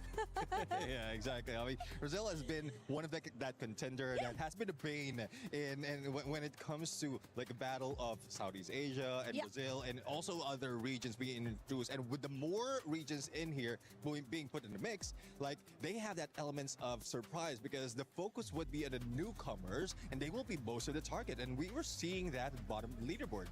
Yeah, we definitely were. I mean, I was going to be looking at the match standings right here. GD being able to put up some points as well. Out of all their squads, AG, how about that with those 27 points? 27 points, 18 elimination points, and I gotta hand it down to Do and Saifa. They're doing so well. This is exactly the teamwork that I actually wanted to see from EFOS Divine because it's an Indonesian, of course. I do hope that they can learn from the best, and honestly, I think that game, it really showcased the ability of Do and the capability that he has to lead the team towards victory. Honestly, I thought AGAL was going to take the booyah in that last match. Their positioning in the bottom of building, I thought, oh, surely they have this. Surely they've got this. But no, of course, you know, Loud's just sitting on top in the way that they were they're able to accelerate and take more of positioning in the zone. It was exceptional. And I know, Neptune, you got something to say about that, don't you? Like, yeah, let's get loud. Yeah, exactly. I mean, it's more of what they can do in terms of the number. Again, getting a booyah will add up for your total points, but elimination is at some point at this stage of the competition is even more important because you have to bring that much to pull yourself at the top of the leaderboard, and booyah is something that is reserved for the team, especially with the champion rush condition towards the grand finals. And I think looking at the overall standing, something that I'm really aware is that it is so scary for EFOS Divine in the very beginning of the competition. I mean, we started off really shaky, but looking at it now, we have 84 points and then 50 kills. That is not bad at all, even though we only have 1 booyah secured right now. I think what I said at the beginning of the show might come true. I don't want to jinx it. I don't want to keep repeating it, but I do think there's a huge chance for EFOS Divine to maintain this position and actually be, I don't know, the next one to go to the next stage. And the one thing that we were talking about earlier is that sponge between those teams towards the top, and it's starting to get even more and more. Once we see the overall, you get a chance to see exactly what I'm talking about in regards to those teams at the top, just making an even bigger gap to some of the other squads. Now, one thing I know has been sticking out besides the top squads, right? We got to go to PDX. I mean, I was talking about earlier in regards to tag. That's a squad that needed to be able to step it up. They have since then, since we've mentioned it. I know you were looking at PDX, Lace. Yeah, see, I'm looking at Paradox, and look, they're not sitting pretty on the top of the leaderboard, okay? You know, we're talking about the Louds and the AGLs. I feel like there's two games going on at the moment. We've got like the AGLs, the Louds, EVOS, you know, kind of having their own scuffles in the top of the leaderboard. And when you move further down, the tags, we got Paradox down there. I know Paradox had an accelerating run against Tag, but unfortunately fell like a little bit short in that match there. And it just seems like they're just not making the best decisions for their team. They managed to sort of get split. But when we were looking more into that final zone, Paradox, it was probably the first time I actually saw them group up and were able to put more eliminations on the board, and that's what we need to see from them. So I don't really know what's happening like in and amongst the early fights and stuff for them, but that was probably the best performance we have seen from them. But they are, you know, not being able to get those eliminations and those placement points on the board. Yeah, I do agree. I mean, the first few games, they're not that aggressive. And the signature of Paradox Gaming is that, like the signature of Paradox Gaming coming from their regionals is that aggressive team. Like from Africa, they managed to clutch it towards the end and getting that qualifier on the EWC, and it's more of the elimination. So this is one thing that we were expecting at get-go. There's a lot of teams who want to show up strong, especially if they are new to this contention. Yep. But for Paradox Gaming, they need that time to recover. But what I'm worried about is if that time is running out, because again, that's already 4 games and you only have 2 more for this group. Yeah, and speaking of trying to come off as strong, courageous, again, I think Thank you. Thanks, girl. Then we gotta add gorgeous then, girl, because you are drop dead gorgeous. Okay, anyways, speaking of courage, of course, we have to also talk about Gun Dynasty again, because finishing at top 3, it's just so amazing. It's making me feel like I need to know more about this LATAM team. I mean, that is just crazy. They are now at the 5th position of the overall standing. 69 points, 23 plays, and then I'm seeing 46 kills. That is amazingly huge for them, Neptune. Nice. I do agree. I mean, from the first and the last game, they managed to get 20 plus on the elimination. 4 points It was a left, little eh? slow though on that second game, In and matches, towards that third. I think it's because of the challenge they have on that game number 2 or the match number 2. Thus, they didn't get that much on the point. But I'm really looking forward to them to catapult themselves a little bit higher in this point right now, because they're very close against Boreo United. Yes, I'm about to say something that I might regret, but right now, I actually enjoy watching Gun Dynasty more than Buriram United Esports. Oh. I enjoy them clip that. so much. It's crazy. Like, I found a new love today. What's making you enjoy it so much? Because remember, Buriram, even though you didn't get a chance to talk about them earlier, they did end up picking up that one booyah. Yes, they did, but I think it's just about time for Gun Dynasty. I mean, you saw it on the 4th game. They were so amazing. And again, the courage that they have and the strength to back it up, it's just so amazing to see.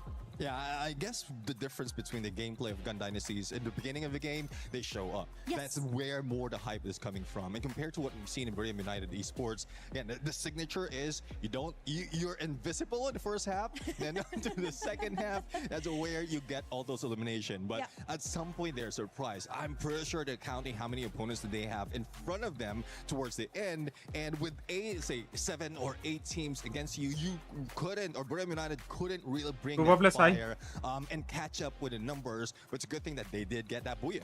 Yeah, and right now we're looking at their squads that they need to wake up, especially when we're going to be going into the final 2 games of Group A. Keep in mind, for everybody watching at home, you're saying, wait, final 2 games? No, we still got 6 more from Group B coming up, so make sure you stay tuned for that. But I mean, from some of the other squads that we're watching, we saw the Pakistan team, right? They're towards the bottom.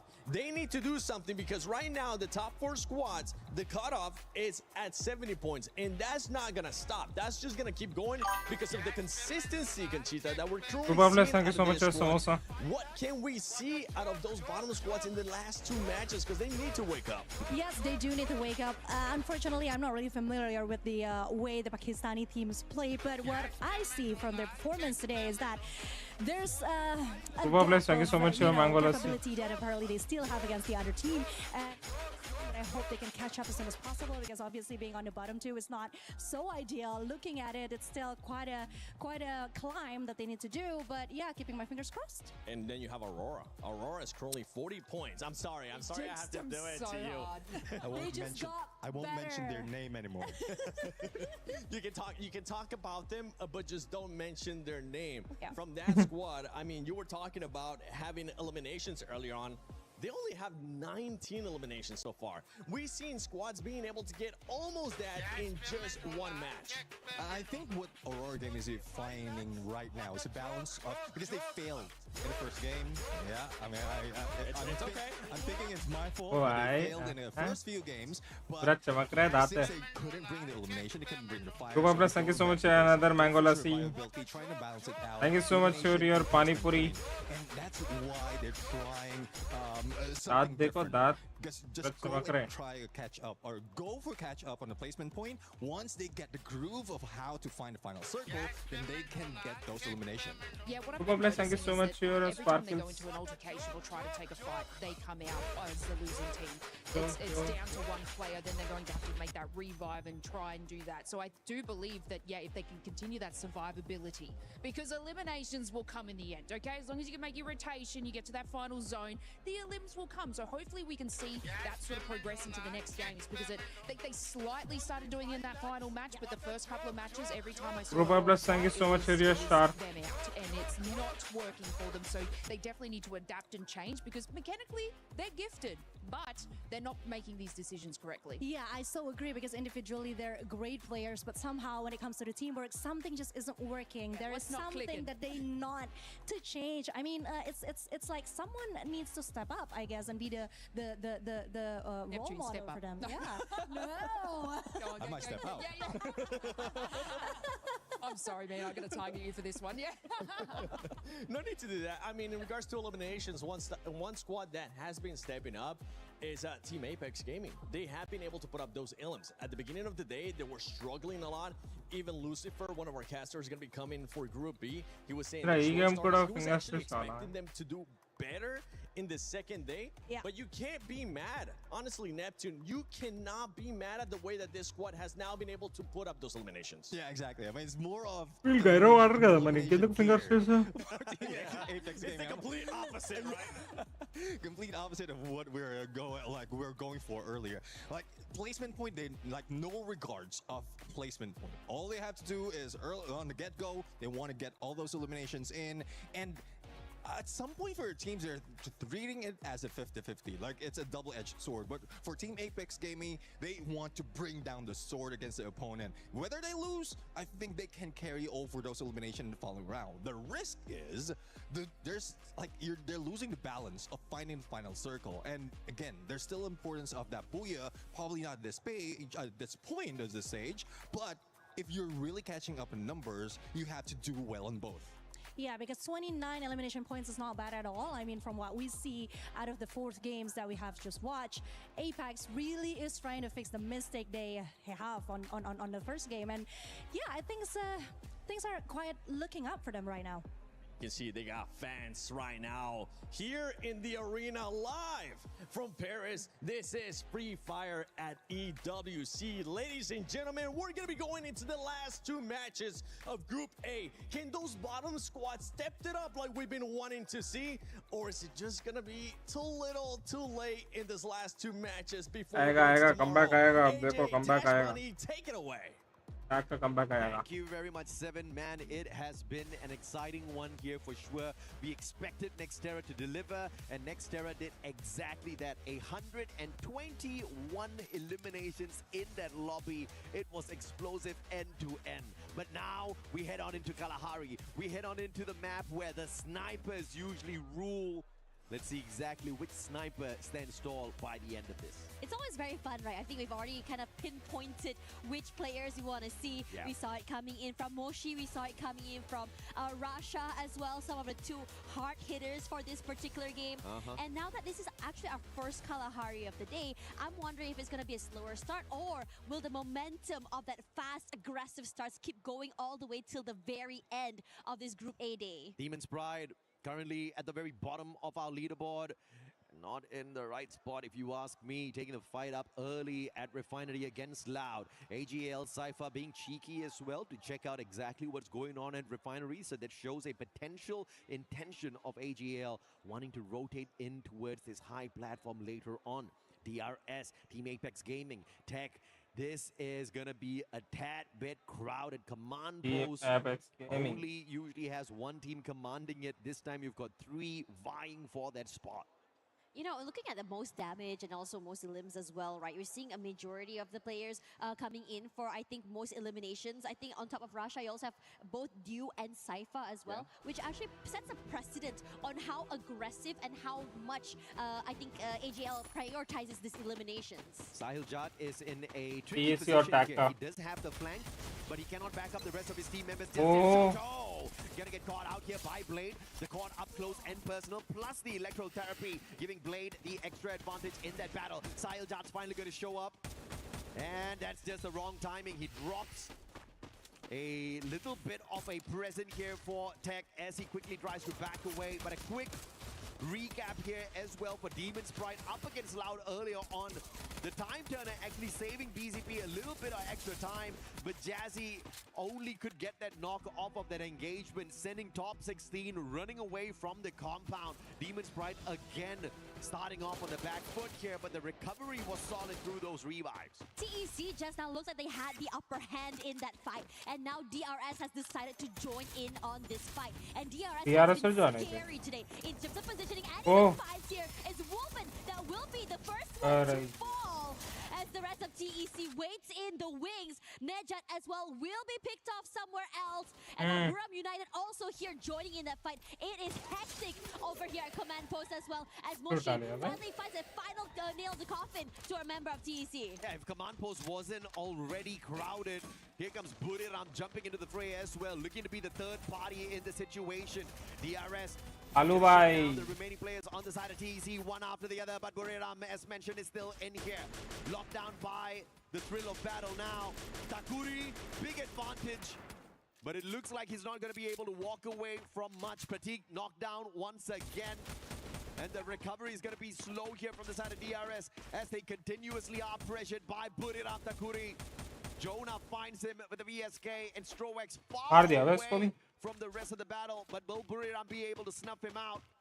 He's got the stealth bites, which is about to run out, and he gets away in the nick of time. And perhaps this is going to be the final survivor here on the side of DRS that brings them right back in, but he has to play this one slow because Loud is right in front of him. And Barrows as well. Oh no, he is the one to go down here somehow. Benz is just doing such a great job of being able to fight him in the end. Top 16 will be found out finally by GD here.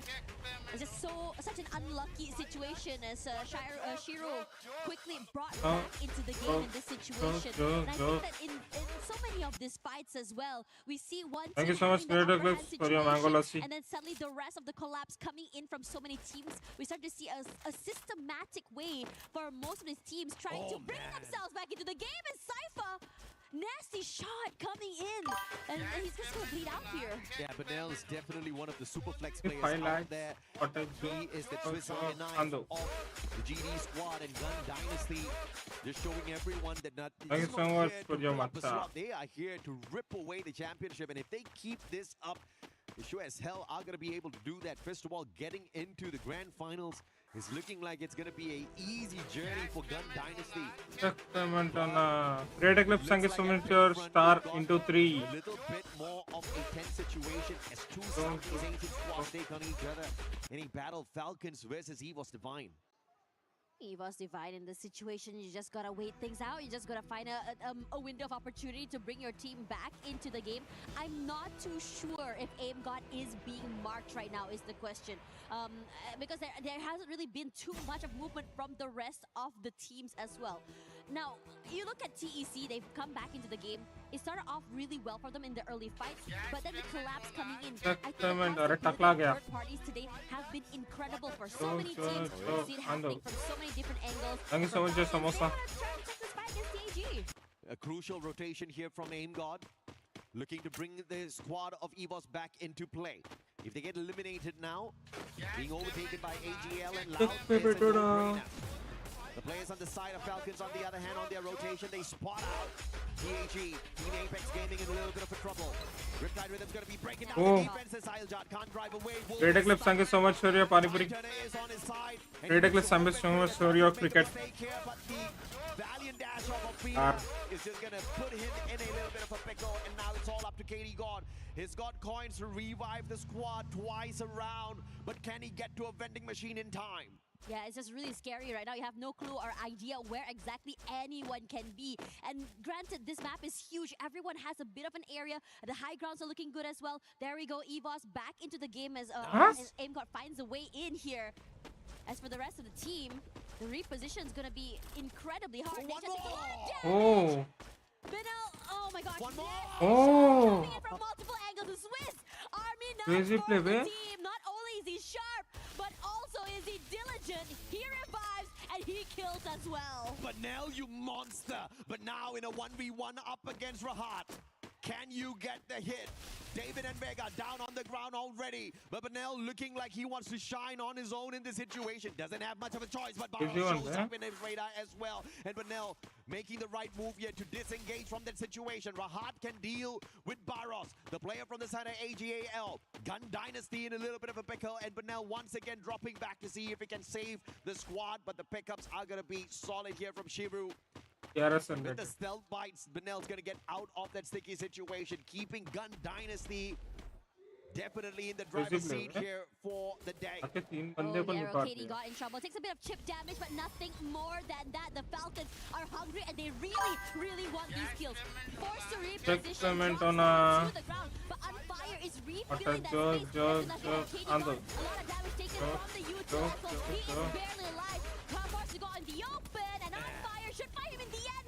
Knocks him down. The Clips, thank you so much for Sajak cannot do more than that. And the Falcons are looking to hunt down the last few players. Wolven in the sky, but the shots for Kiroro are just nasty. Wolven, the escape plan failed, but he did manage to pull in a final second revive for Team Apex Gaming. Guys, check the giveaway, guys. Giveaway the users.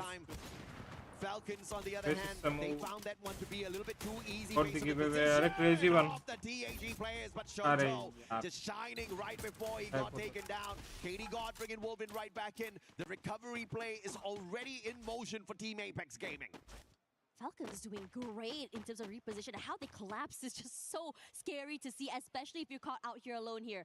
Now, Falcons, nice position here, fairly safe away from the rest of the teams, but they have to rotate eventually as TEC, despite losing so many players early, thank you so much. still very much in the game. Knocked down, Rahat does find Jonah in exchange, but Wasana wants to avenge his teammates. And he'll be able to do that with a Valiant dash. Phenomenally done. Timed perfectly. Captain Jonas out of the equation. 5 lakhs. But Buriram have got a vending machine on the other side. Get high. Once again, as usual, on the recovery plays. Thank you so much, Sparkles. Looking for Nidar. Can he pull the final strike to take TEC out of the lobby early here? He focuses towards the right instead as AGAL shows up on the radar of Buriram. Thank you so much, Mango Lassi. Is the saving grace for TEC. Guys, everyone do like and subscribe. At least one revive to stay in play. Yeah, Kutush gets knocked down somewhere in that process as well here. As the Falcons come through, I think they should be fairly clear to go in until they hit Bayfront. TAG is waiting there right now. And I have to say, TAG had so many close calls today. Shoto got knocked out, I think, twice already. But thank you so much for your RAR. Big advantage on the airdrop here. No other teams aiming for it. Falcons get a free. Guys, everyone do check out the giveaway, guys. Towards it, finding nobody there. So great participate in terms of decision making, as well as a little bit of luck on the side of the EWC 24 champs. And it's only Apex in their way as they will try to get into Bayfront in a little. Punish the champions of EWC 24, or will they get punished instead? The battle between Buriram and AGAL still continues as both squads get into the next zone. And Jonah on the revive with the Kar98 punishing Barros, which means the front liner out of the equation. A little bit of an extra advantage for the side of Buriram, and AGAL does not want to stay and play. They use the launcher to get themselves out of that sticky situation, far away from Yeah, and I think it's a really good tactical decision as well. You're taking up too much damage already. Buram United was in a great position, just really overwhelmed them as well. And I think if anything, if AGL can find a good position, they are the type of team that if they're prepared for it, they can take these fights and just completely dominate so many different areas. Now, Buram United will follow suit here, coming into the safer zone as well. The southern side underneath the circle is looking scary. Loud is there, EVOS is there, TEC coming through, DP on the wings as well. And it's going to be really nasty. I love where Loud has put himself. Look at this sniper. Buram United don't know. The trigger discipline there. Making sure he doesn't give away his position, which is a prime one. He wants to maintain the bird's eye view, stay out of trouble. Strike when it's really needed, but for how long are you going to stay undetected up there? Loud definitely has a big advantage for this next circle.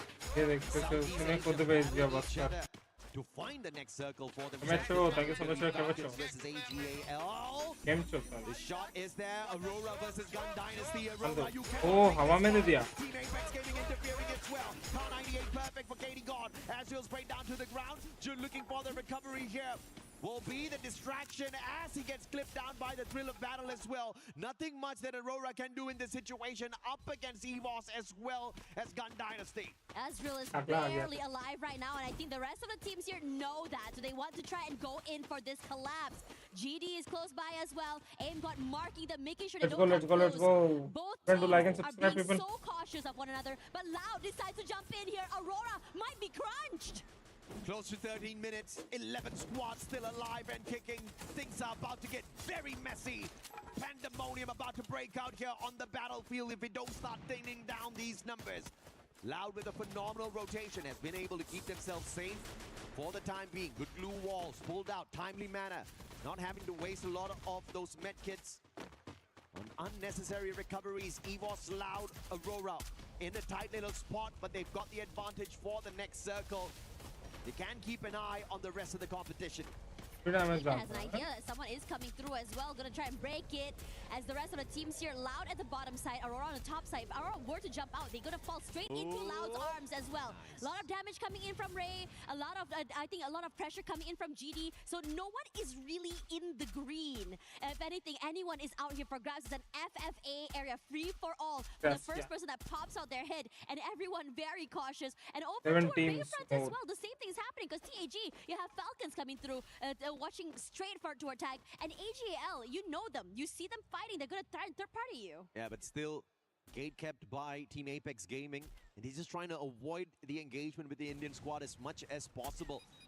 But will India take advantage of the situation? If they want to battle, they have to take it now. But as I say that, Falcon on in. Team Apex Gaming holding their fort strong here. Pina trying to break down the defenses, finds an opening, and with the Punisher takes down Shoto. A deadly shot, but the follow-up is slow. Team Apex Gaming again, barricading all of those windows, trying to keep Pina out of their way. And it looks like the players of Gun Dynasty will spot out this battle between the two, trying to play third party from that high ground. Yeah, and it's just really annoying to be dealing with all of this as well. KD got this with damage. Even Pina out in the open spot. Limit does find one. Wolvin eliminated as well. Forced out in the open. What can you do? You stay inside. You eat damage from the util. And now for GD, all they have to do is just pick them off one by one in the middle of those rotations. Good one. Gun Dynasty, the biggest winner in that equation. And Team Apex Gaming, they survive the ambush by Falcons. Not somehow, that's how. Beautiful play of Gun Dynasty. And Gun Dynasty doesn't care exactly who's in front of them. They just want these points again. Gun Dynasty taking the fight up against Team Apex. They do not manage to defend themselves. Latam just too strong. Gun Dynasty from being the third party to the Predators in that equation. And Team Apex Gaming had nothing left in the gas tank. They have such good timing and such insane awareness. Now AGAL, because they're at the lower side here, they have to wait through for this first fight to happen. And finally, the stalemate is broken. DP now in the open out and just fighting. PDX as well in the same situation. Top 16, taken one already. This is not an equal battle. Paradox can be outgunned here by The only difference is going to be the ambush by AGAL. They take the timing right. But now, super low. It's the lightning zone that gives them the extra bit of advantage as well. And EVOS has showed up out of nowhere. And Gun Dynasty, like the third-party equation that they pulled off, they get shut down. Aurora makes their way out of the lobby a little bit. Once again, Gun Dynasty looking for the recovery. But now then, David, no vending machines around them. And the shutdown by Cypher off of that Mag 7 is perfect. Gun Dynasty loses yet another. And Paradox still alive and kicking through all of that. And it is hectic here as Buram United completely want to crunch down Loud, and they do just that. Moshi knocked down already. Wasana coming close, keeping the team fairly alive and healthy. Here's PDX coming close, trying to take a little bit more space, but the high ground Buram United has gives so much vantage. This is the most eliminations we've seen out of Buriram so far, and AGAL is on fire as usual. The most they picked up was 18 eliminations at Nextera, and they want to break their own record here on day one's run. What a phenomenal day AGL is having for themselves, and two Thai squads in this final circle up against Gun Dynasty that stands no chance because of their numbers. Yeah, GD only one player alive. Oh, GD. But now will go down next year. And GD Fire crushes through here, kept away by those blue walls. Moshi almost getting clipped, finally does, goes down to Baros. And he's not done quite yet. Cypher finding great angles and positions here as Jonah puts in the damage from far away. It's hectic. Wasana jumping, trying to find a way against Cypher, but cannot do more than that. The record for eliminations is 18, set by AG Global, but no booyah for them on that match. Buriram on the other hand looking to set the record for the day, and now it's a 1v1. The support up against the sniper. Oh, bro. It's stealthy on the crazy way, back to back. Deadly with the Mag 7. Buriram late to the party, but biggest on the numbers as they break the record set by AGAL. Record-breaking and second booyah of the day. This team feels unstoppable. There's just so many things happening right now, but they're so, I would say, aware on how the positions are going to go, how the movement is going to be. GG's. Booyah, booyah. Managed to find that last crucial kill at the very, very last possible time. Guys, everyone do check the giveaway, guys. Buriram that set the record for taking this screenshot ले रहा हूँ मैं और Discord channel पे upload करूँगा. Discord join करो और Discord देख लेना guys. Freefire का live end होने तक हर दिन ये होगा. And subscribe करो guys. 4K subs हमको cross करनी है. And Buriram showing exactly why they are 3-time world champs. Phenomenal play. Let's check out these replays as well. As Buriram pulled off that final battle sequence. Honestly, I think that what's really exciting about this particular match was not just about Buriram United, but I think it's just more of like how they decided to just really double down in fights. Usually it's a bit more quiet by them early, right? Yeah. But this time around, you can feel like they're just starting to get into the groove. They're starting to really feel themselves in this fight. Positioning-wise was also really good as well. They had so much control that high ground. I mean, the comms obviously just cool, calm, collected, not panicking in that situation at all. And get high XL, man. This guy is one of the most lethal supports out there on the battlefield, hands down. And when you've got a support player who can annihilate the squads, you really don't need to worry in a situation like that. A good reason why Buriram sets the record is because they are no strangers to it.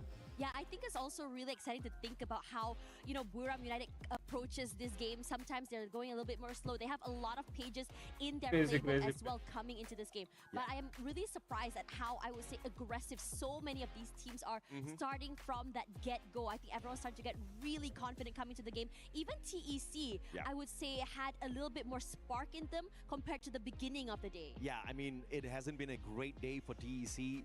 Managing to play a little bit of recovery on Kalahari was crucial for them, but you know, it's just gonna be enough to get them out of the danger zone, not permanently just yet, because they've spent too much of time down in the bottom two.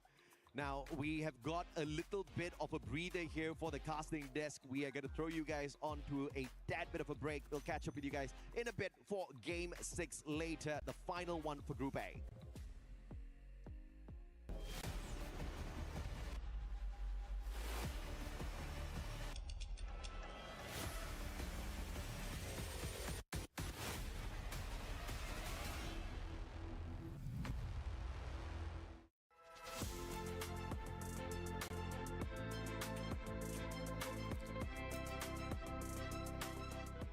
चलो.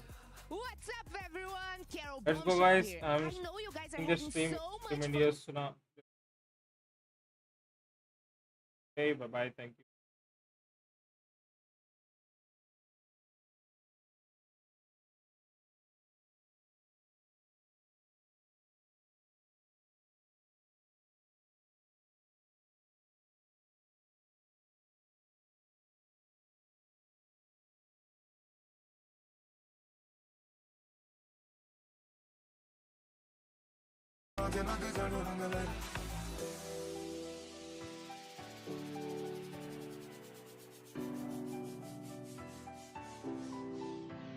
ਹੌਲੇ ਹੌਲੇ ਹੁੰਦੀਆਂ ਪਰ ਮੈਂ ਤਾਂ ਨਾ ਸਕਾਂਗੇ ਦਿਲਾਂ ਨਾਲ ਸੱਚੀਆਂ ਕਰਾਂਗਾ ਨਾ ਸਕਾਂਗੇ ਐਨੀ ਸੱਟ ਲੱਗ ਜਾਊ ਜਿਹੜੇ ਦਿਲ ਦੇ ਨਾ ਜਾਗ ਤੂੰ ਕਦੇ ਨਾ ਵਿਖਾਇਆ ਸਾਨੂੰ ਕਰਕੇ ਵਿਖਾ ਤੂੰ ਵੀ ਕਰਿਆ ਨਾ ਕਰ ਮੈਨੂੰ ਨਹੀਂ ਪਰਵਾਹ ਕੁਝ ਹੱਥ ਨਹੀਂ ਆਉਣਾ ਜੇ ਤੂੰ ਲੱਭੇਗੀ ਵਫਾ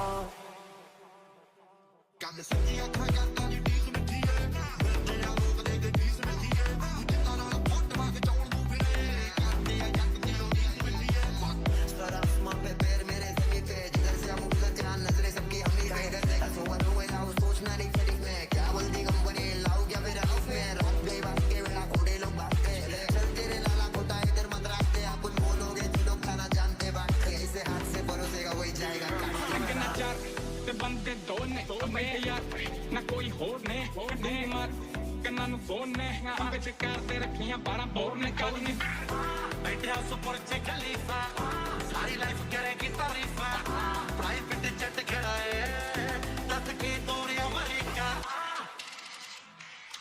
ਪੀਤੀਆਂ ਦਾ ਕਿੱਲਾ ਆ ਤੇ ਪੀਤੀ ਸਾਡੇ ਕਿੱਲੇ ਨਹੀਂ ਚਾਹੁੰਦੀ ਯਾਰ ਕੁੱਕਦੇ ਆ ਮਿਹਨਤਾਂ ਤੋਂ ਕਿੱਲੇ ਸਾਨੂੰ ਲਾੜੇ ਕਰ ਗਈਆਂ ਠੱਗੀ ਮਾਰਦੀ ਪਰ ਅਸੀਂ ਨਾ ਕਿਸੇ ਨੂੰ ਅੱਜ ਤੱਕ ਠੱਗਿਆ ਡੱਬੀ ਪਾਏ ਫਿਰਾਂ ਕੀਮ ਜਮਾ ਕਾਲੀ ਲੈ ਕੇ घुमा सारे आम शहर में दुनाली लेके चक्या पूरा जिम्मा वैरियां की फ्यूनरल का खुद पहुंचा करा कफनों पर गाड़ी लेके ऐसे है कि बुकरे दुनिया बदलो सबकी बेशुक्र दुनिया बदलो नी तैनू थोड़ी गंद नॉलेज मिलिया नी मीनतियां बुकरे दुनिया बदलो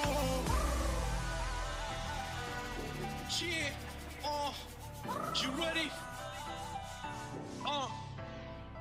काले नेड़े अच्छे काले शीशे ब्लैक बैंड्स ड्रिप गुची कदे मनी कदे वेट बैंड्स कच्चे बंदे को सो दूर रखा यस बैंड्स छटे यारियां नहीं होंदा इन्वेस्टमेंट गाला सोना लुटे मिटे गाने ना सुना टक मी बीट लावे पैरी नंबर ला नाले आ नहीं जट दे भला करदे नहीं नाले नहीं ना हंसियां ते टिक्की मेरी अख नहीं ते नखरे तेरे हर कोई शक नहीं मैं सुनिया तू आशिकां दे दिल तोड़ दी जरा कातिल निगाह थोड़ा डक नहीं नज़ां ते किन्ना हक किथे इवें होया मैनू तेरे नाल प्यार किसे नू नहीं जचदे हार ते शिंगार पर तेरे नाल जचदी बहार समझना दे समझाने तो बस चलाया किसे और तो दिल हमारा मेरा दिल हमारा रंग फूलों दे भी खिड़ गए कुड़े इसी भूमि जो मिल गए कुड़े नैना नाल गल हुई यार फुट तुम दे ही दिल के कुड़े दर्द हुआ दिल को थोड़ा दर्द हुआ मर्ज हुआ मेरे लिए तू मर्ज हुआ तिखे डाना नाल डंग मार दे ते रोक लांदियां ने ठट्टियां जवानियां दिलों ते कुड़िए तू राज कर दे ते हुण चलियां ना जांदियां शैतानियां मैं थोड़ी तेज आ ते ओह ओला लाइफ कट्ठियां बताउणी साडा गोला हुंदे लिखा च नहीं वाइस मुंडे सब दे I'm glad कि जट मेरा कोल नी मैं करा ना किसे दी परवाह घुमड़ा भी ते ठंडी बोला जद पिंड जावा हुंदी ला ला ला बड़ा शहर च ते पै जांदा गा ओए ओए नी तू सोनी वाली करदा दिल मिले मैनू काली कातों तू डरदी कुड़िए ला लई मेरे नाल दे यार हो गया गानी सच्ची मैनू भी नहीं पता कितना है लगी उन्हें तक मेरे वाले आए संगदी कुड़ी आवे कोना दी लग जावे सुख गुलाब जो हसदी हो अखियां जो शर्मावे तेनू देखे रस जाके मैं दसा बेलोनी और मेरे पै गल दसा तेनू नी दुनिया तू सोर तेरी जेरा नूर तेनू देखा जद सुर की तुरावे पागल तुझे मैं कर दूंगी एक दिन प्यार में एक दिन प्यार में ਤੈਨੂੰ ਮੰਨੇ ਸਤਾ ਦੀ ਮੰਡੀ ਅੱਜ ਦੀ ਜਿੱਤੀ ਰੱਬ ਮਨ ਬੈਠੀ ਉਹ ਤੋਂ ਪੁੱਛਤਾ ਸਹੀ ਬਾਕੀ ਆਉਣ ਦਾ ਟਰੈਕ ਸਭ ਕਰ ਦੇਉਂਗੀ ਮੋਹ ਪਿਆਰ ਵਾਲੇ ਬੋਲ ਬੋਲ ਪੁੱਛਤਾ ਸਹੀ ਗੱਲ ਸੁਣ ਲਲਾਰੀਆ ਵੇ ਆ ਲੋਕ ਮੇਰੇ ਤੇ ਹੱਸਦੇ ਪੈਸੇ ਜ਼ਿਆਦੇ ਦੇ ਦੂੰਗੀ ਮੈਚਿੰਗ ਕਰ ਦੇਗਾ ਤਾਂ ਦੱਸ ਦੇ पागल तुझे मैं कर दूंगी पागल तुझे मैं कर दूंगी ਚੁੰਨੀ ਮੇਰੀ ਰੱਬ ਦੇ ਲਲਾਰੀਆ ਮੇਰੇ ਯਾਰ ਦੀ ਗੱਡੀ ਦੇ ਨਾਲ ਦੀ ਚੁੰਨੀ ਮੇਰੀ ਰੱਬ ਦੇ ਲਲਾਰੀਆ ਇਹ ਮੇਰੇ ਯਾਰ ਦੀ ਗੱਡੀ ਦੇ ਨਾਲ ਦੀ ਉਹਦੇ ਦੀ ਆ ਗੋਰੀ ਸਾਡਾ ਹਾਲ ਪੁੱਛਦੀ ਉਹ ਜਿੱਦੇ ਜੱਟਾਂ ਦੇ ਕਿੱਲੇ ਦਾ ਰੇਟ ਪਤਾ ਲੱਗਿਆ ਉਹਦੇ ਦੀ ਆ ਗੋਰੀ ਸਾਡਾ ਹਾਲ ਪੁੱਛਦੀ ਉਹ ਜਿੱਦੇ ਜੱਟਾਂ ਦੇ ਕਿੱਲੇ ਦਾ ਰੇਟ ਪਤਾ ਲੱਗਿਆ ਅਸਮਾਨ ਮੇਰਾ ਸਾਰਾ ਜਹਾਨ ਮੇਰਾ ਮੇਰੇ ਮੈਂ ਮੇਰਾ ਕੁਝ ਨਹੀਂ ਫਿਰ ਵੀ ਮੈਂ ਬਣਾ ਤੇਰਾ ਤੂੰ ਦਮਾ ਤੂੰ ਦਮਾ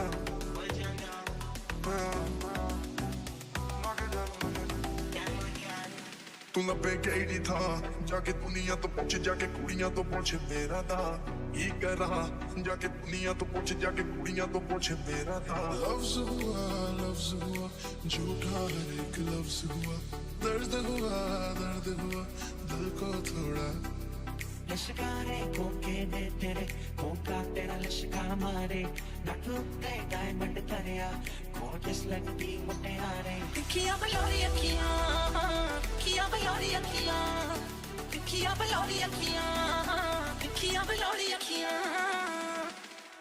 तेरे पीछे करदा कारे नी देखी कि दिलां में लारे नी गवाने जंग ते तारे नी हुंदा ना सैन रकाने ਦੁਨੀਆ ਤੋਂ ਅੱਖ ਤੈਨੂੰ ਤਾਂ ਚੁਣਿਆ ਮੇਰੀ ਤੇਰੇ ਉੱਤੇ ਅੱਖ ਤੈਨੂੰ ਤਾਂ ਚੁਣਿਆ ਸਟੈਪ ਬਾਈਕ ਕਰਦੀ ਨੀ ਧੀ ਜੱਟਾਂ ਦੀ ਵਾਰ ਤੂੰ ਸ਼ਾਂਤੀ ਮੈਂ ਸ਼ੱਕ ਮੈਂ ਤਾਂ ਹਾਂ ਚੁਣਿਆ ਸੀਧਾ ਸਾਡਿਆਂ ਤੇ ਅਸਲੇ ਨੇ ਅੱਠ ਨੀ ਪੂਰੇ ਗੈਂਗ ਨਾਲ ਲੱਤੇ ਆ ਟਰੱਕ ਨੀ ਸਾਡਿਆਂ ਤੇ ਅਸਲੇ ਨੇ ਅੱਠ ਨੀ ਪੂਰੇ ਗੈਂਗ ਨਾਲ ਲੱਤੇ ਆ ਟਰੱਕ ਨੀ ਤੂੰ ਤੇ ਮੈਂ ਦੱਸ ਕਿੱਥੇ ਜਾਣਾ ਵੇ ਲੈਣਾ ਗੁੱਚੀ ਲੈਣਾ ਦੋ ਬਹਾਰਾ ਵੇ ਤੂੰ ਤੇ ਮੈਂ ਬੋਰਾ ਮੰਗਲੇ ਸਾਰੀ ਉਂਗਲਾਂ ਤੇ ਨੱਕ ਸਾਨੂੰ ਰੰਗਲੇ ਇੱਕ ਤਾਰਾ ਵੱਜਦਾ ਵੇ ਰਾਂਝਣਾ ਨੂਰ ਮਹਿਲ ਦੀ ਮੋਰੀ ਚੱਲ ਵਿਆਹ ਕਰਵਾ ਲਈਏ ਵੇ ਆਪਾਂ ਦੁਨੀਆ ਕੋਲੋਂ ਚੋਰੀ ਜਿਵੇਂ ਬੱਦਲਾਂ ਦੇ ਉੱਲੇ ਹੋਇਆ ਚੰਨ ਨਾ ਮੇ ਤੋਲੇ ਹੋ ਜਾਵੀਂ ਤੂੰ ਗੱਲ ਮੇਰੀ ਮੰਨ ਮੇਰਾ ਲੱਗਣਾ ਨਹੀਂ ਜੀ ਮੇਰਾ ਲੱਗਣਾ ਨਹੀਂ ਮਨ ਨਾ ਮੇ ਤੋਂ ਦੂਰ ਹੋ ਜਾਵੀਂ ਨਾ ਮੇ ਤੋਂ ਦੂਰ ਹੋ ਜਾਵੀਂ ਹੋ ਤੇਰੇ ਰਾਹਾਂ ਵਿੱਚ ਅੱਖੀਆਂ ਵਿਛਾਈ ਫਿਰਦੀ ਤੈਨੂੰ ਤੇਰੇ ਆਵਦੇ ਚ ਮੈਂ ਵਸਾਈ ਫਿਰਦੀ ਹਾਂ ਕਰਦੇ ਹਾਣ ਦੇ ਆ ਵੇਖੀ ਐਵੇਂ ਦਿਲ ਨਾ ਤੋੜੀ ਤੇਰੇ ਤੇ ਪਿਘਲ ਗਏ ਜੇ ਅਸੀਂ ਨਿਕਲ ਗਏ ਨੀ ਫਿਰ ਸਾਬੇ ਦੀ ਹੋ ਜਾਣੀ ਨਸ਼ਾ ਤੇਰਾ ਹੱਥ ਬਣ ਜੀ ਫਿਰ ਲੱਤ ਬਣ ਜੀ ਸੱਤ ਕੱਪ ਚ ਨਹੀਂ ਆਉਣੇ ਤਾਣੇ ਆਣੇ